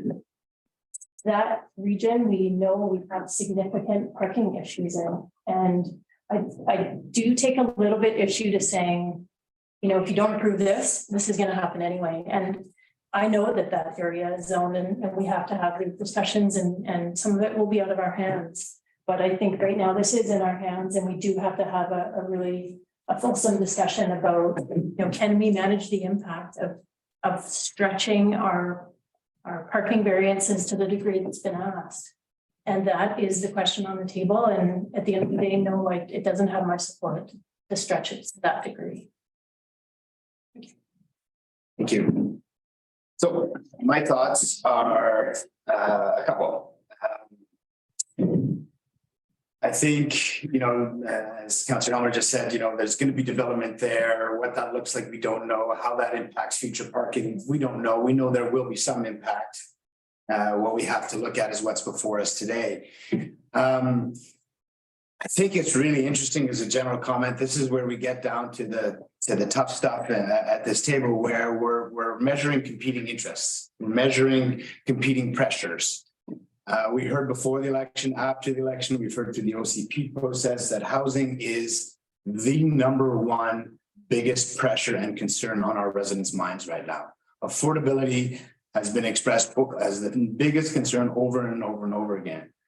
We know through other communities, through research done, we know through our housing needs assessment that one of the ways to combat affordability issues is by making sure that you fill all the areas of the housing continuum. So this proposal is definitely not one that's going to provide all the solutions to our housing problems. It won't provide senior housing, most likely. It won't provide family housing in its current form anyway. But it does address part of that gap within or one of the gaps within our housing continuum that we need to address. We're going to need to look at a number of projects to address the multiple gaps we have in our housing stock and in our housing community. And I think we need to be a little creative about it. I really appreciate Councillor Ramsden's comment that not that what we've been doing is broken, but it's an outdated model, I would say. So, an example, the mountainside townhouses that we're referring to, 2 terms ago, that the developer came to us with a proposal for 150, I believe, was some affordable housing units. The density in the parking, the council shut it down in the day, said, forget about it, we don't want it, it's too much, we can't handle that. They've gone ahead and built townhouses. Nothing wrong with townhouses, I'm not critical of townhouses, but we will not build ourselves out of an affordability crisis by building $1.3 million townhouses and $2 million single family homes. We have to make sure other gaps within the housing continuum are addressed, from entry-level youth to seniors' homes to folks coming out of abusive relationships. We have to find different ways to address it. We know as a community, we don't have land. We can't go out and build our own affordable housing like Whistler can and have a housing authority. We don't have the land, we don't have the capital to do that. We have to find other ways. This is one way that's being proposed, and it's a new way of looking at it. And so I guess my broad question for us to leave from today is, at what point do we really start looking at new ways and measuring the impacts and go, okay, what we're doing right now is not working. We need to, we talked about bold change and new creative ideas. At what point do we do that and take the leap and take the chance of the community, and it's going to bring change and it's going to represent change? When do we make that jump? Because I'll tell you something, as long as we widen roads and as long as we build parking lots for everybody to have 2.5 cars, people will drive and they will park their 2.5 cars and they will buy them. As long as we provide that. Doesn't mean we could eliminate them altogether and that's going to solve the problem. But my point is we have to build for change. We have to build for the future. And it's our job, in my mind, to look towards the future. So having said all that, I do think this is a very significant parking variance that's being asked for. And I know there is a parking issue in that part of town. And so I don't think that in its current form, it's perfect.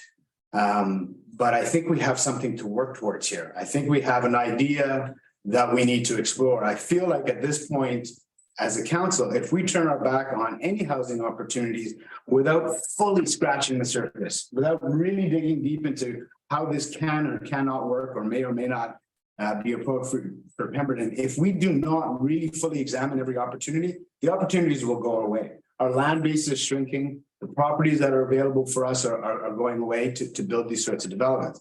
So I'm not saying I am 100% behind this, because I'm not yet. What I'm saying is I'm not willing to walk away with it yet, because I feel that we're not necessarily that far off from coming up with an arrangement where we can provide great value in a housing project, not the end all be all housing project, but this project can provide some great value for our housing issues. And maybe we could do it in a way that doesn't have quite as significant a parking impact. So examples of that are Is it 10 units that get covenanted that you can't have a vehicle, or is it 30? Is it 4 car share, or is it 6 or 8? And 10 bikes? Is it 41 parking spots, or maybe you can squeeze a few more in and it's 50? And then we put all these things together and we measure them and we go, this is now what we feel is the net impact. This is what the value it brings to the community. And then we make an informed decision on terms of how we measure those competing pressures and those competing values. But I think that it is incumbent on us in this place and time where housing is such a priority for everybody, that we don't just cast it off and say, we don't accept this variance.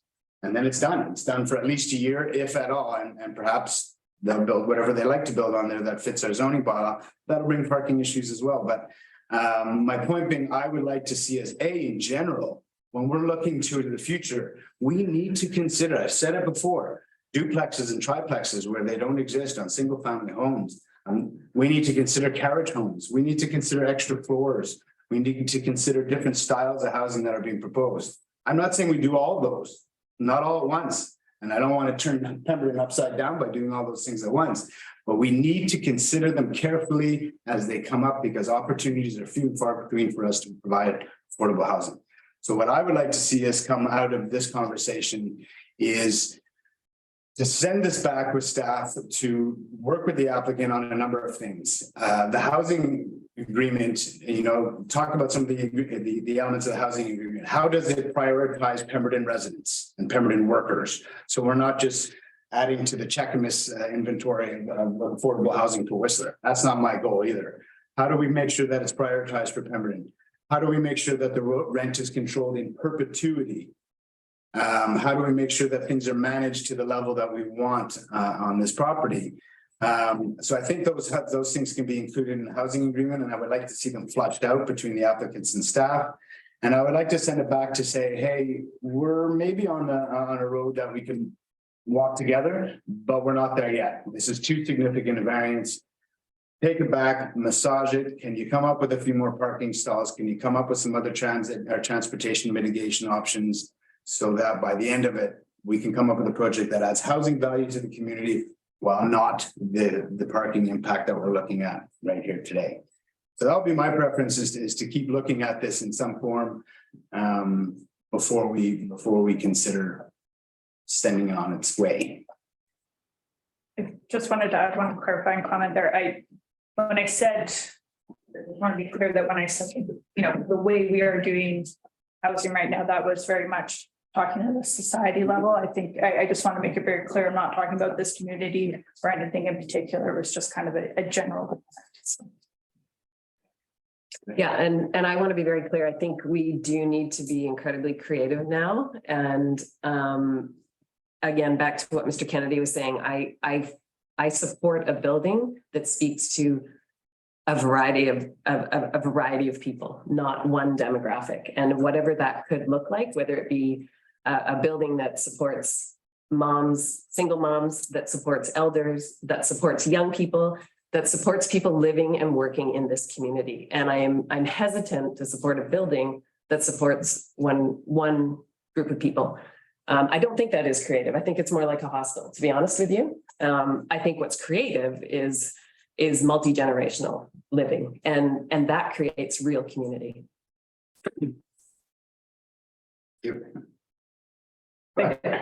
Just my comment going back to the housing needs, yes, I think multi-generational housing is a great idea, especially when you start factoring in healthcare and how our system is going to handle that. But I think also there is a place, and I think there's a need to address, there's going to be certain types of housing that are more suitable for certain demographics. And I don't think we're going to be able to get a one size fit all. When we talk about seniors housing, there are specific needs for that demographic. We're not to try and build a one size fits all. That's where we run into issues. And I think that's where we have having, pockets of individualized housing can actually be very useful, because I think that's maybe one of the issues, is that previously we haven't. We've had we've got apartments, we have single family dwelling homes, we've got duplexes, things like that. So I will say, the demographic from late teens to early 30s, and it's getting pushed more and more. I mean, that's a demographic that really struggles for housing, and it gets worse because if you are paying $2,500 for your housing, you can't save up to buy something.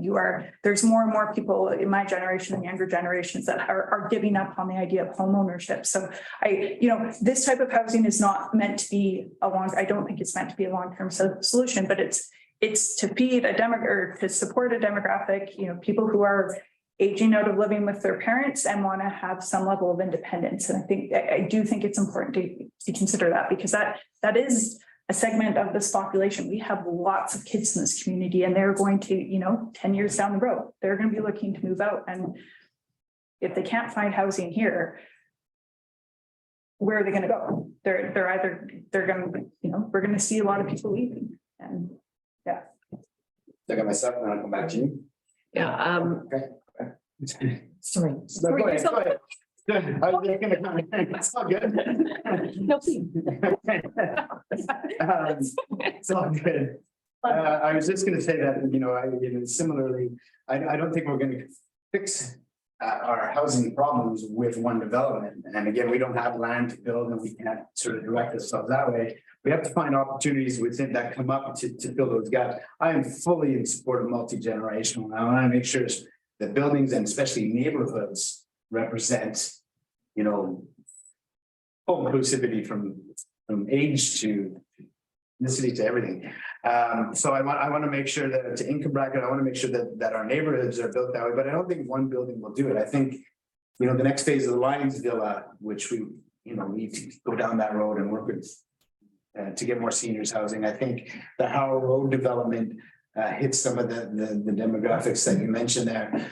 So I don't know that the composition of this place is perfect. I'm not saying that, but I do tend to agree that it hits one gap within the continuum, one or two demographics.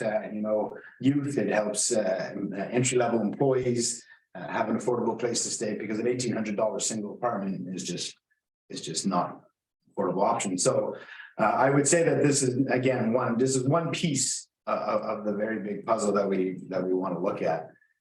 And that's again why I just say, I'm not willing to say I'm not 100% behind this. I think it's too much of a parking variance the way it sits. I think there needs to be more work done on it. But personally, I would like to see us send this back with staff to work with the applicant on some of the details around the housing agreement, to give us security about how this will really benefit and bring value to Pemberton and Pemberton residents, and around the transportation mitigation options and parking variants, to see more work done on it. I forget what I was going to say before, but so clarity on that. Then if we do that, then can we as a council have a deeper conversation around this issue?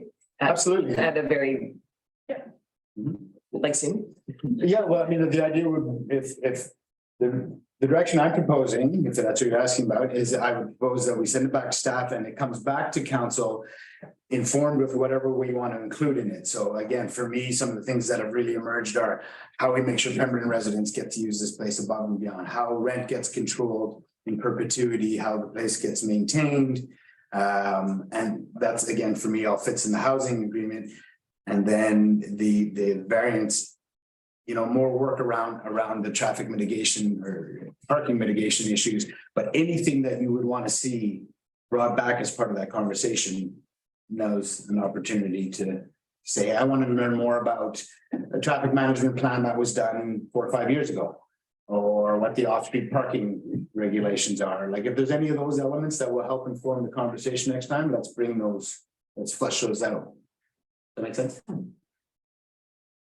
Oh, Mr. Chalmers. Mr. Mayor, if I might, I think first off, this has been a very fulsome and well-informed discussion, and as staff and staff consultants, that's what we try to do. So this has been very good. What I'm hearing is there's a lot of other information that, out of the way this has been processed, hasn't come together yet. the housing agreement information is not a nice tidy term sheet yet. A lot of the material that we've summarized in what still turned out to be an exorbitantly long staff report is really summary information. And if council wanted to delve deeper into some of that discussion and some of the conversations we've been having internally, I think that committee of the whole forum, a referral to a committee of the whole forum to roll up our sleeves and dive into it would probably be the best approach. Is that what you would like to see? Yeah, thank you for that clarity. Go ahead. I just want to bring it back to that today we're supposed to be talking about the units and the parking variance, and are we comfortable with the stretching the parking variance that much? And I feel like fundamentally, we probably have to answer that question. And I understand, unpacking the rest of it. I think it's a very important conversation. But at the end of the day, if it always comes back to this parking variance, and we have heard from a huge amount from the community around this. And, we haven't really talked about that. And that's the same community that said they want affordable housing. So, I think when we're weighing out what we have to weigh out here, there's a conversation where we can roll up our sleeves and we can keep talking about affordable housing and what does it mean and what kind of mix do we need in the community. But at the end of the day, what we were charged with tonight is, are we comfortable with this parking variance? And what I think I'm hearing is move it to a committee of the whole, but don't actually talk about the parking variance. No, that's not what I'm suggesting at all. In fact, I said we go with the housing agreement and discuss what elements belong there. But the parking variance, and I'll answer just for myself, obviously, in my mind, the parking variance is too significant in its current form to answer that question clearly. I think it's too significant. I would like to see the parking variance come back with some tweaks, as I mentioned, in terms of either adding some parking spots and or other measures that will ensure that parking doesn't become an issue, like instead of 10, having 30, and I'm just spitballing here, having 30 units that are covenanted where you can't own a vehicle, and or like I say, more shared vehicles or whatever. I don't want to invent it all here. I'm not here to provide the solution, but to answer your question, I'm not comfortable with the variance as it is now. Am I saying no to all variances? No. On this, I would consider a parking variance that's less significant and that has some better mitigation measures within it. And I think that would form a big part of the committee, the whole conversation that's being proposed. Okay, thanks. That's my preference. So go ahead. Yeah, I think one thing we haven't talked about, and so Hal just brought it up, is we've got, I think it's just over 100 letters of opposition. And previously we dealt with another issue where we had a lot less and we made a decision based on that. So I think we have to listen to our residents and those people that are writing letters in. I think they represent some of that group of people that are looking for affordable housing. And if they're not happy about the parking issue to get a place to live, we also have to listen to that. And that's a lot of people in the community that take the time to sign a petition or write a letter. And I think we have to pay attention to that. And if they're writing those letters of opposition, then, and I'm not going to go into the housing style and stuff because that's really not on the table tonight, as far as I'm concerned. We're dealing with the variance and that's it. So I'm not going to back off on this. I live in an area that we've been impacted by over parking from people that live in areas that don't live in that area. So it's a problem. I think it's going to get a bigger problem when some new housing opens up. And my focus tonight is on the parking, and that's it. And again, I'm going to stick with that. Thank you. Yeah. I guess the question that comes to my mind then is, are we prepared as a council to run the risk of what could potentially be built and the number of cars that may potentially then fill that neighborhood? We have no control over that. It will be, and it's hard to know, as you pointed out earlier, that with the other development, it's not finished, so it's hard to know how all these impacts pile up as people move in, and same with the, whatever else could be built on that property, it's hard to know. That's a real concern of mine. I'm not pleased with the idea of this variance at all. I think it needs to be fleshed out in a deeper conversation. But I'm also very concerned about what potentially could happen if we lose complete control of that space. And I don't like, yeah. And for my, my response to that is also, again, for me, I just want to make, I feel it's incumbent on us to explore housing opportunities as they come up. They're few and far between.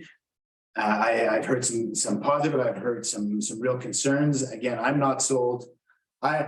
I'm not convinced that this is the answer or an answer to our ills, but I do feel strongly that I want to make sure that we've done our due diligence and fleshed out what opportunities do lie here. I think that's where our first responsibility lies. I agree with Councillor Caddick. We've had a lot of letters and we definitely need to listen to those voices. I also maintain that we've heard from a lot of our population saying housing is the #1 pressure on us and affordability is the biggest issue. And if we keep building single family homes and townhouses, that'll never change. It's just going to get worse. So I just want to make sure that we're doing our job and exploring options as they come up without just saying, no, parking's an issue. We're putting that to the side. I would like to see us have that committee, the whole conversation. I'd like to see us flush it out a little bit more. And if that's the conclusion we come to, that's great. But I want to make sure that we get everything on the table first. I think unless anybody has more comments, I think we've gone around. I'd be looking for a motion. And it sounds like the two motions being considered. One is we need to deny the parking variance, development variance permit as presented. Another would be to send it back to staff to bring back to the committee of the whole with information around housing agreement and other, and to rework that parking variance. That was terrible wording, but I think you get the idea. So. Sorry, one clarifying question. So staff would investigate the housing agreement, but is there also possibility for change within the 63 dwelling, like the actual typology of the building? Can that be? I mean, everything's on the table Okay. right now. So I think I feel like the applicant's heard if we do go a route of bringing it back. You've heard the concern from council. We're beyond that. Sorry, again, bringing it. But I think the proponents heard and therefore, and again, any other information that you might want as part of that conversation, whether it's snow clearing policy, whether it's more information on the covenanted parking spots from the previous development, anything else you want, I'm hopeful staff and stuff that we haven't thought of, staff will bring back for us for that discussion, including perhaps the makeup. We'll see what they come back. And again, then we'll come back and go, okay, well, we'll give you 42 parking spots and we're not changing anything. And then the committee works through it and goes, thanks, but no thanks. But yeah, talked enough. Go ahead. So you have option 2 and option 3. And so it's just a matter of providing some direction. Option 2 is that the application be refused. And option 3 is that it be referred back to staff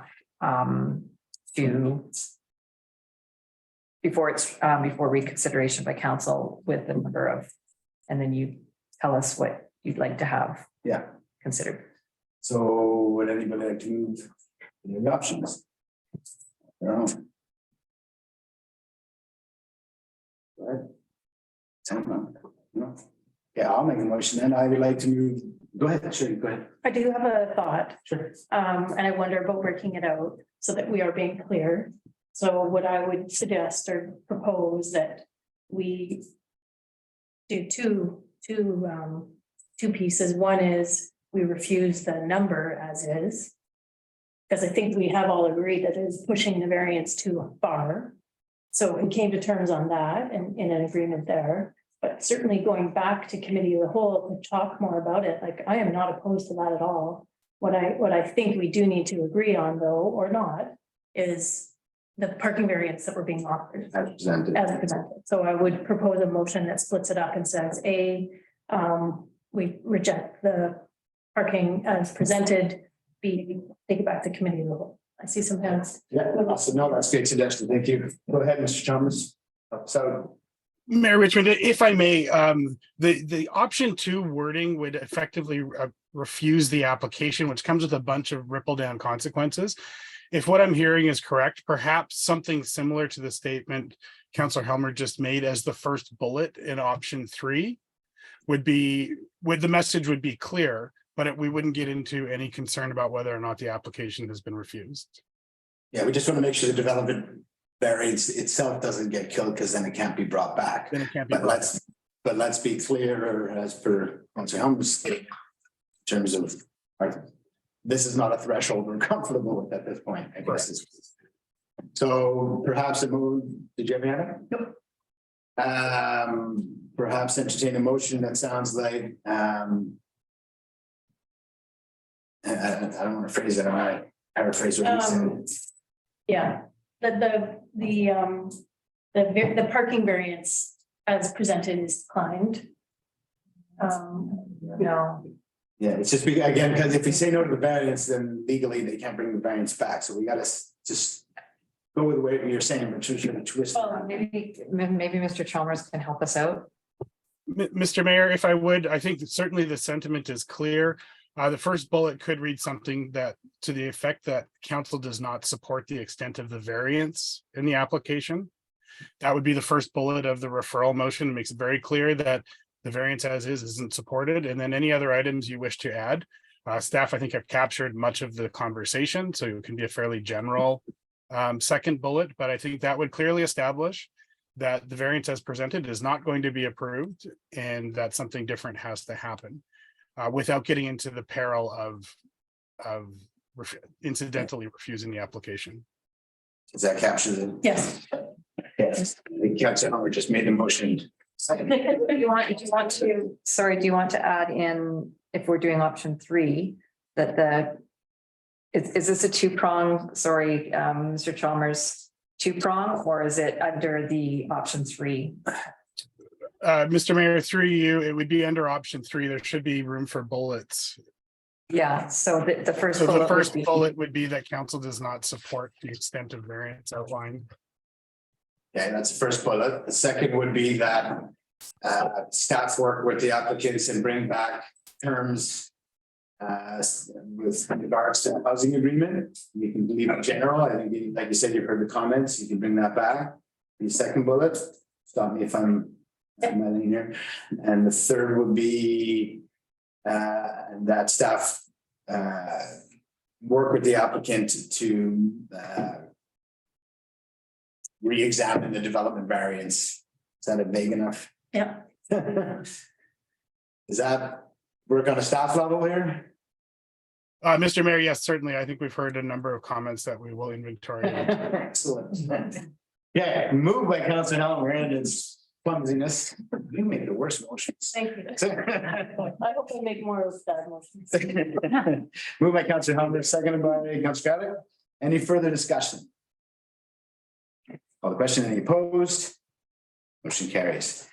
Thank you, everybody. I'm really glad that we had a really big conversation about this because it just represents so many different pressures in our community. From traffic and parking to transit to housing. And I think for us to make a decision in isolation is really a dangerous practice. This required a thoughtful, big conversation. In fact, it looks like it requires 2. So I think it was really good. Thank you. And thanks to everybody for attending. Appreciate it. I'm going to call a 2-minute recess.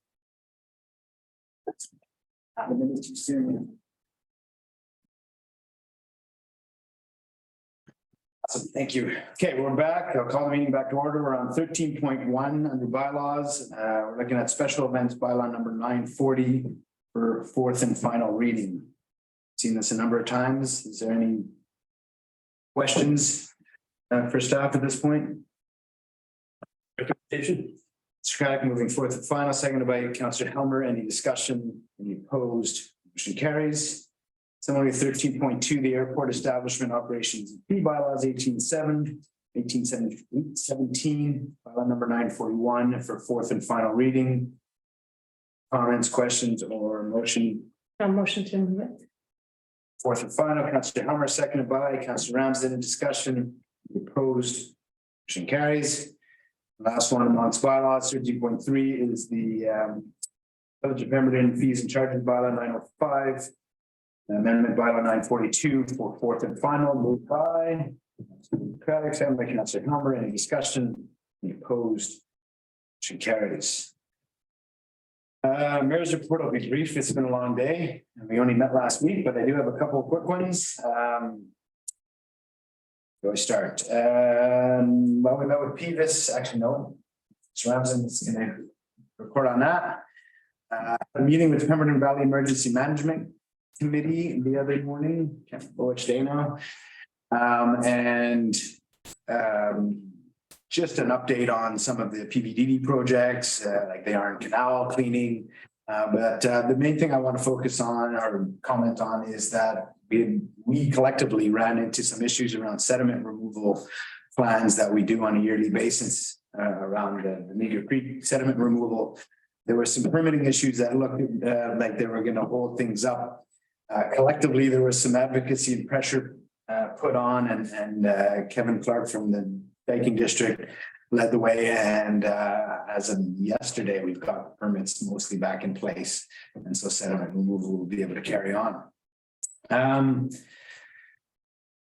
We just as a quick budgeting note, the water gauge that we share, the river gauges that we share responsibility with our neighbors. We're looking, just so you know, about a $10,000 budget implication for us, DOP costs. We had Councillor Craddock and I attended the Spelkumtum Community Forest meeting. Very briefly, there was a discussion around how we start to look at this disbursement of revenues. Revenues get again dispersed and then used for between the two communities, how they apply to the values and the principles of the community forest, like environmental stewardship, like relationships and reconciliation and all that sort of thing. So there's a lot of discussion on that. There was discussion around the upcoming harvesting plan, but I won't get into any of that because the exciting news is that on March 30th is the community forest open house, and they will be presenting all those harvesting plans and much of the information, and they will do a way better job than me. 6:30 in the community center room. 6:30, like I said. So 6:30, March 30th. I don't know if there's a virtual ability or not. Andrew is trying to work on that, but I don't think we're going to be able to make it happen. But yeah, it'd be great to see lots of people attend that. What else?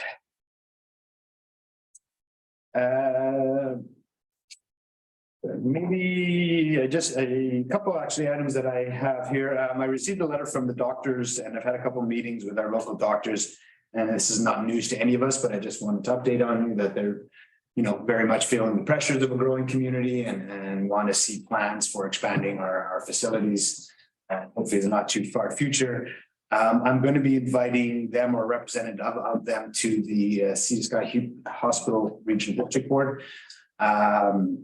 And as I've mentioned at this table before, we've agreed at that table to not fund VCH priorities until we have a master plan for health for the corridor, which from my side, what I'll be asking for the biggest part of that from Pemberton's perspective is the growth of our clinic and the expansion of our clinic. Where does that fit in to VCH's plans for expansion for us in the corridor? And where does it fit into the master plan? Looks like we're getting closer to having that meeting. I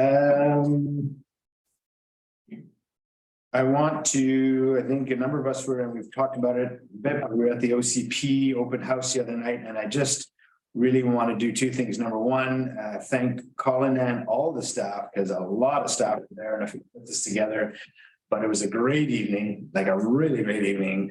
I thought staff did an amazing job. I think Colin's done a great job leading the way. Don't know if it's always his comfort zone, but he's doing a great job. So please pass it on. And I think seeing 150 plus people in the room that night is a real testament to how much people care about our community and how much they want to be involved in that. So to me, that bodes really, really, really well for the success of the OCP. And it's not over. We've got our engagement at the high school coming up, more and more public engagement. So like I say, that's a really good sign. And then a couple items that I've included in there's a report, maybe that we're on here. Yeah, it should be. Just yeah, there's not in my notes. Yeah, two items. One, I've been approached by a number of folks from the Balsam Street area requesting speed bumps. I don't, there's a lot of traffic along Balsam there. I know there's probably some other neighborhoods that might have similar concerns, but I just wanted to bring it forward. I don't want to have a big conversation about it now, but maybe it's something I could put in bug of our works manager over there just to come up with some information for us in the future when whether it's in a quarterly report or whenever it's appropriate, as to whether this is a consideration, whether it could be a consideration. I'd also like us to consider, we have that mobile speed reader. Maybe we could consider putting that Balsam Street on the list for the mobile speed reader. We could consider seasonal speed bumps as well. So anyway, I don't want to open the whole conversation. I just want to let the rest of you know I've had a number of Balsam Street residents approach me. And I just wanted to put it in the manager's ear for consideration. I'm sure he's got some thoughts on it for another time.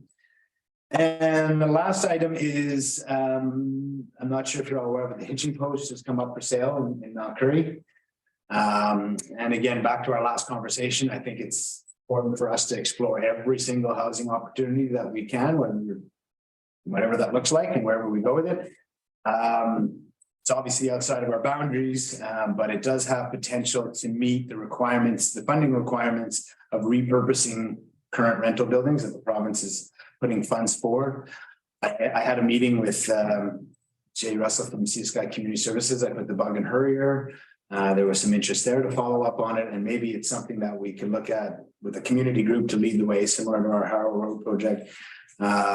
Maybe it's something that warrants looking at, but I just, again, for the sake of looking at any opportunity that we see, I just wanted to bring it to your attention in case there's any thoughts and let you know that I have sort of put it out into a couple of folks to put it in their mind. And that's it for the mayor's report. Any council reports? Okay, go ahead. Yeah, a number of meetings, tourism in Pemberton, March the 8th. And they have selected a new executive director, who is Christine Raymond. So she takes over from Carly after Carly's been there, I think, for 5 or 6 years, did a wonderful job. Christine seems to be settling in very quickly and is excited to take over that role. At the present time, they have 17 members. They're working through a number of issues with grant funding and paying for their outhouses. So outhouses, there was some mix up in the funds that were coming to them.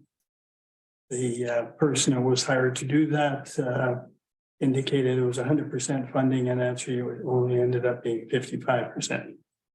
So they're looking at a shortfall of about $42,000 right now. So they're working on ways to get that sorted out. So that was a real blow to them when they put the final billing in and it came back. Checks in the mail. So that's unfortunate, but they'll work through it. They're a great bunch of people. They're doing a tremendous job, and I really enjoy going to their meetings, even though it's out at the airport, but it's always fun to get out of the community for a bit. Also attended the community forest meeting, and that's 6:30 on March 30th is really important for the community and people that are interested in it. And there's going to be a great presentation. We've got some good people out there, and I think it's going to be wonderful. Also attended the open house for Parkside Development. Again, that was very well represented at the meeting. A lot of young folks came out, which was great. There was no real opposition to it, which is really nice to see. There was the typical questions: parking, suites, snow, small commercial. What was that going to maybe look like and stuff? But overall, it went really well. The presentation went well, and Pam did a good job bringing it forward. He's involved with that group as their. He's the agent there too. Well, Sunstone's involved now with that on some level. So Cam is kind of helping out, and he answered a lot of good questions. I think the presentation went well. And I also attended the OCP open house. The demographics there was really interesting. It was really great to see. I really enjoyed the young people, and being the older guy there probably, but it was nice to hear how they were getting involved in the conversation, and you're at a table with housing that was a full house, so to speak. And I went around to the other tables and then came back to that at last, and I was there at 4:30 and I left at 7:10. There were still people sitting at some tables. So I think that, like you said, that speaks a lot to the OCP and the interest of the community in getting that done properly. So that's my report. Thank you. Nels? Go ahead. I went to Pemberton Arts Council meeting, that was last night, Monday, March 13th. They have completed their survey and they got 150 responses, which they were really, really pleased with because they were expecting about 50. And we're surprised that the majority of responses were people 35 to 54. And the events that were most requested were adult events like Mountain Muse, which is probably surprising. But they were really pleased with the information they received from the survey and how they can move ahead with it. They have nailed down a day for their fundraiser, Easter weekend, Saturday the 8th at the Beer Farmers. And they have this really cool, they've designed a label for beer and they've got music and it's going to be a really great event for them. They nailed down money for a mural project, which is going to take place either early summer or late summer for you. And that's going to happen either on a wall inside the rec or the community center or on the east facing wall, the corner of the east facing wall of the community center. Yeah. Oh, super cool. Yeah. Interesting. But it's one of two places. They haven't decided yet. And I went to a library meeting. February was their busiest month since March 2020. They're really back up at capacity, which is fantastic. And they're pulling together a new community calendar feature where they're trying to create a community calendar with events from all different aspects of the community, which is a great idea. It's going to take some work, but they're doing a great job pulling it together. There's a template for that there somewhere. There's somewhere. I've been down that road before. Well, they're doing it and it's up and it's going and they're trying to, well, and actually the other thing I will say is back to the arts and culture, they're pulling together a round table of, and it's, what's the date? I can't remember the date. It's coming up this month of a variety of interest groups in town so they can try to collaborate on a bunch of issues and share resources. Cool. And yeah, I'll just give my huge thumbs up to the OCP evening. It was amazing. Absolutely fantastic. Yeah. Thank you. Anyone else? Good.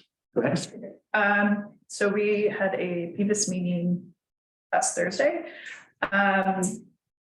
Where we approved I believe we approved the draft budget, but getting this all correct.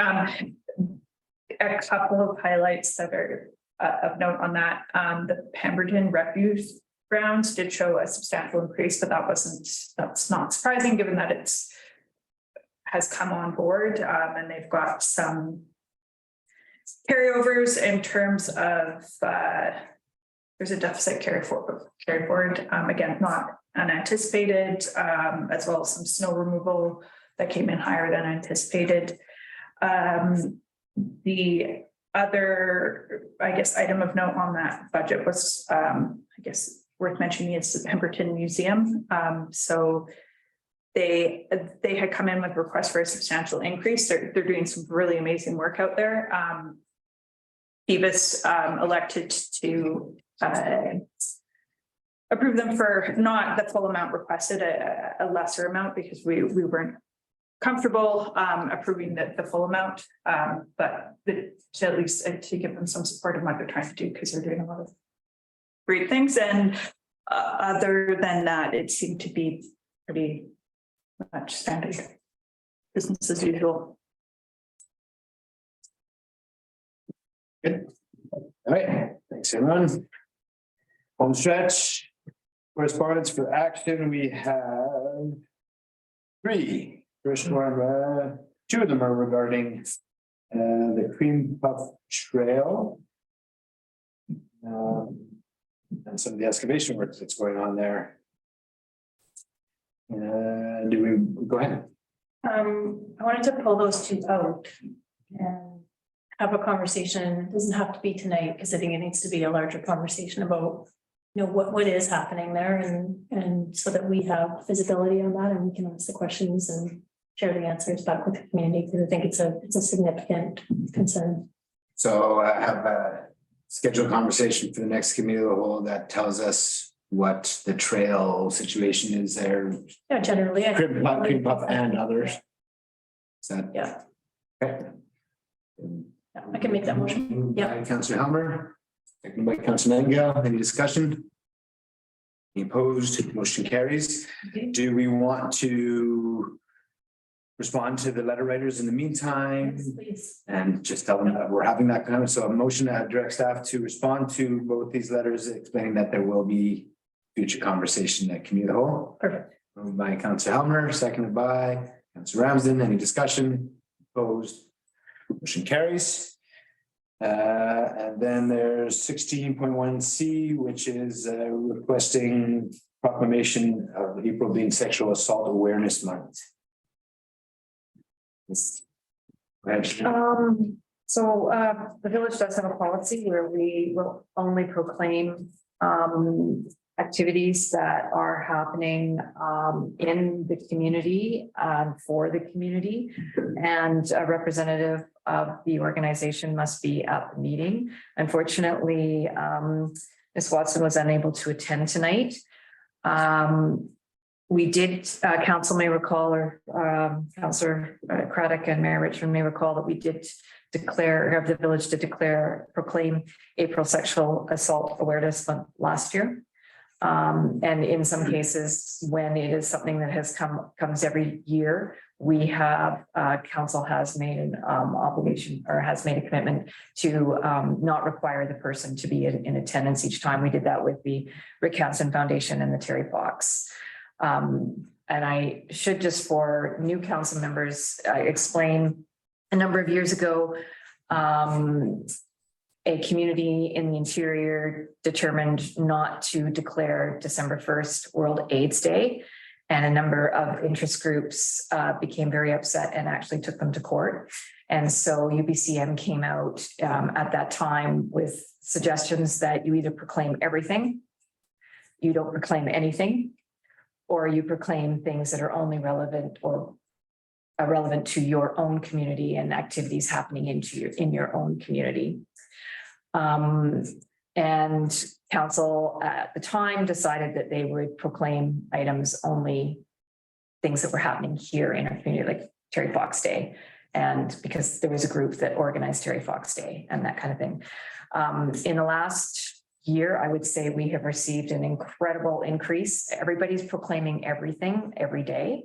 We probably get 2 or 3 proclamation requests a week.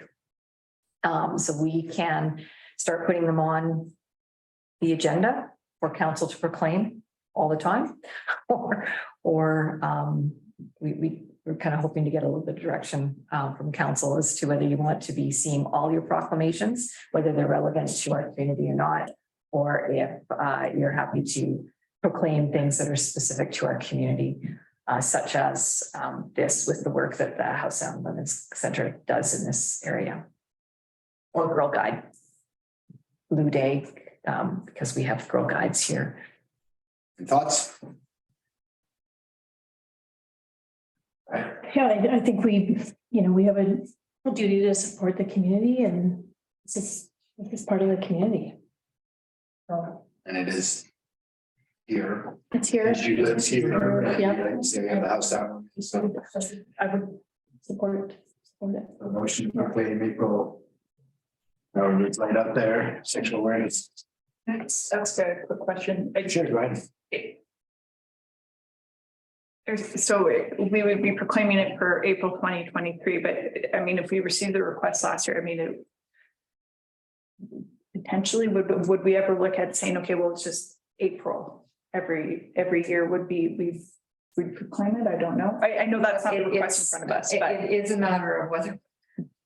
I'll have to be honest in terms of staff's capacity to remember that we have to proclaim it in advance. yes, okay. So, it's often prompted by a letter, which what I would like to do is just relieve them of the requirement to actually attend a meeting because it is challenging for them. They are volunteers and it is challenging. So we did that with the Rick Hansen Foundation, Wheels of Motion and Terry Fox. We require the organizers to be at every meeting. So if council's agreeable to that, then we would just accept the letter. So the motion is to proclaim April Sexual Assault Awareness Month and to waive the requirement of attending the meeting. Yes. Moved by Councillor Hummer, seconded by Councillor Nightingale. Any discussion? Opposed? Motion carries. We have no correspondence for information, no late business, notice of motion. Question period. So the regular council meeting is now open for questions from the public. Please be reminded that only questions directly related to items discussed during this meeting are permitted. If any members of the public attending via Zoom wish to ask a question, please click on the raise hand feature in the webinar controls. Let staff know. Any questions on that? Everybody's gone. Could you speak to the health issue? I just recently become a member of the sort of newly revitalized Hamilton District Hospital Healthcare Foundation. And that is something that's been coming up, that's why it's being revitalized, is making decisions on facilities or equipment in our community. And it's a very torturous affair. And I'm wondering if you perhaps you're going to meet with the provincial here. Would it be possible to include our chairman, Marty Simons, in those? But not meeting, we're not meeting, so I'll just give you I'll try to, and we can always meet offline if you like, and I'm happy to answer any more questions if I don't satisfy you here. Okay. But very quickly, again, VCH over the years has come to the hospital district board and said, we like to request funding support on the oxygen tank farm, this putting in a washroom in the maternity ward, whatever it is. And when I first sat on the board, that it was almost rubber stamp. Sure, sounds great. We collect taxpayers' money, we support VCH. Over the last 6 years, we've kind of gone, how does this represent health needs like boards like you sit on and what our residents need? So we pulled back on that and we've said to VCH, we don't fund anything that you request anymore until the master plan is in place and we understand what the plans are for our corridor and for growth. And then the other side of it is to collect information from our local providers and our local boards. So we've passed, Jen Ford is the chair. And I think Jen Stone is the vice chair. We've tasked the two of them to try to reach out to the different health and hospital boards and the different health providers to get as much information. So I've said to our local doctors, get on the same page, figure out your priorities so that you can bring them to the board. And all that can be brought together. We can look at as a region in terms of what the health priorities. Is it more hospice beds? Is it a CT scanner? You know, what are the biggest priorities for the region? Right? So in terms of meeting with VCH, I think the answer would be no at this point. But what I really would like to set up, and we can work this online, is that if you're a chair, come to visit the hospital district board and talk about the priorities that are identified through your company. So if you want to talk offline, we could set that up. Yeah. And make sure that. Sounds good. Okay. Anyone else? Come on, man, you've been here all night. Sure, I'm at, well, I wasn't really going to, but it's in relation to the community plan. And I don't really recall too much being talking about childcare and that. I know the council has done some good work in the expansion of daycare, which is great, and thank you. But, and correct me if I'm wrong, I think that allowed for the expansion of 3-year-olds and up. But I guess there is the issue of childcare provision for the under 3s. I think right now there's 12 spots for 1 to 2-year-olds, and then another 12 spots for 2 to 3, which essentially means there's 12 spots for children who are 0 to 3. And I guess that's problematic. I think I was told that the 2023 intake for Signal Hill alone was over 80 children, which means it's only 18. There was potentially 80 children born or moved into this area, and we've got 12 spots for childcare. So what can we do to ensure that we are addressing the needs of the community in terms of really early years childcare? Stephen Miller. So 100%, yeah, and you're right, that is the age group that most underserved at this point. And this childcare expansion won't solve all the needs. Nor am I gonna give you an answer that's gonna tell you how we're gonna solve it right now, but maybe I'll look at Scott as well. How we incorporate or how childcare is being considered within the OCP. Can you speak to that a little bit? See, yeah, I mean, it would fall as a broad policy category that, like recreation or similar. Directives that the community would like to pursue, but it would be all around policy statements and directions that council wants to see on that topic. So that's only slightly helpful, I know, but it still should be part of the OCP because childcare, we're a young community, what you just described, so we need to make sure that childcare is a priority, I think, through the OCP as well. The other aspects to it are, we don't run childcare, we advocated for and went after grants aggressively to get this expansion. The Child Care Society runs the daycare for that facility, so we have limited influence in terms of saying, well, we should provide for 1 to 3 years or whatever that is. Yeah. But it is noted, it is part of it has been acknowledged within our childcare needs assessment as well, so it's not a surprise to council and it's something we'll try to focus on alleviating, but it'll have to happen in partnership with either the Child Care Society or perhaps other private operators that may want to open up, but definitely recognize the gap, hear what you're saying, and I don't have a solution for you at this point, but it's on the radar. Work in progress. Thank you. Nothing online there, Lee, we're good. Okay, with that said, I will look for motion to go back in camera, please. Councillor Kyle, second by Councillor Nightingale, opposed, take a minute and go back in camera. Thanks to you two guys for spending your evening with us. Appreciate it, thanks Scott, you're out on. Yeah, I'm gonna reopen the council meeting and Councillor Helmer would like to make the motion to adjourn. Second by Councillor Ramsden, any opposed, motion carries. Thanks, everyone. Thank you. Thanks for all the day. Thank you, guys. Thank you.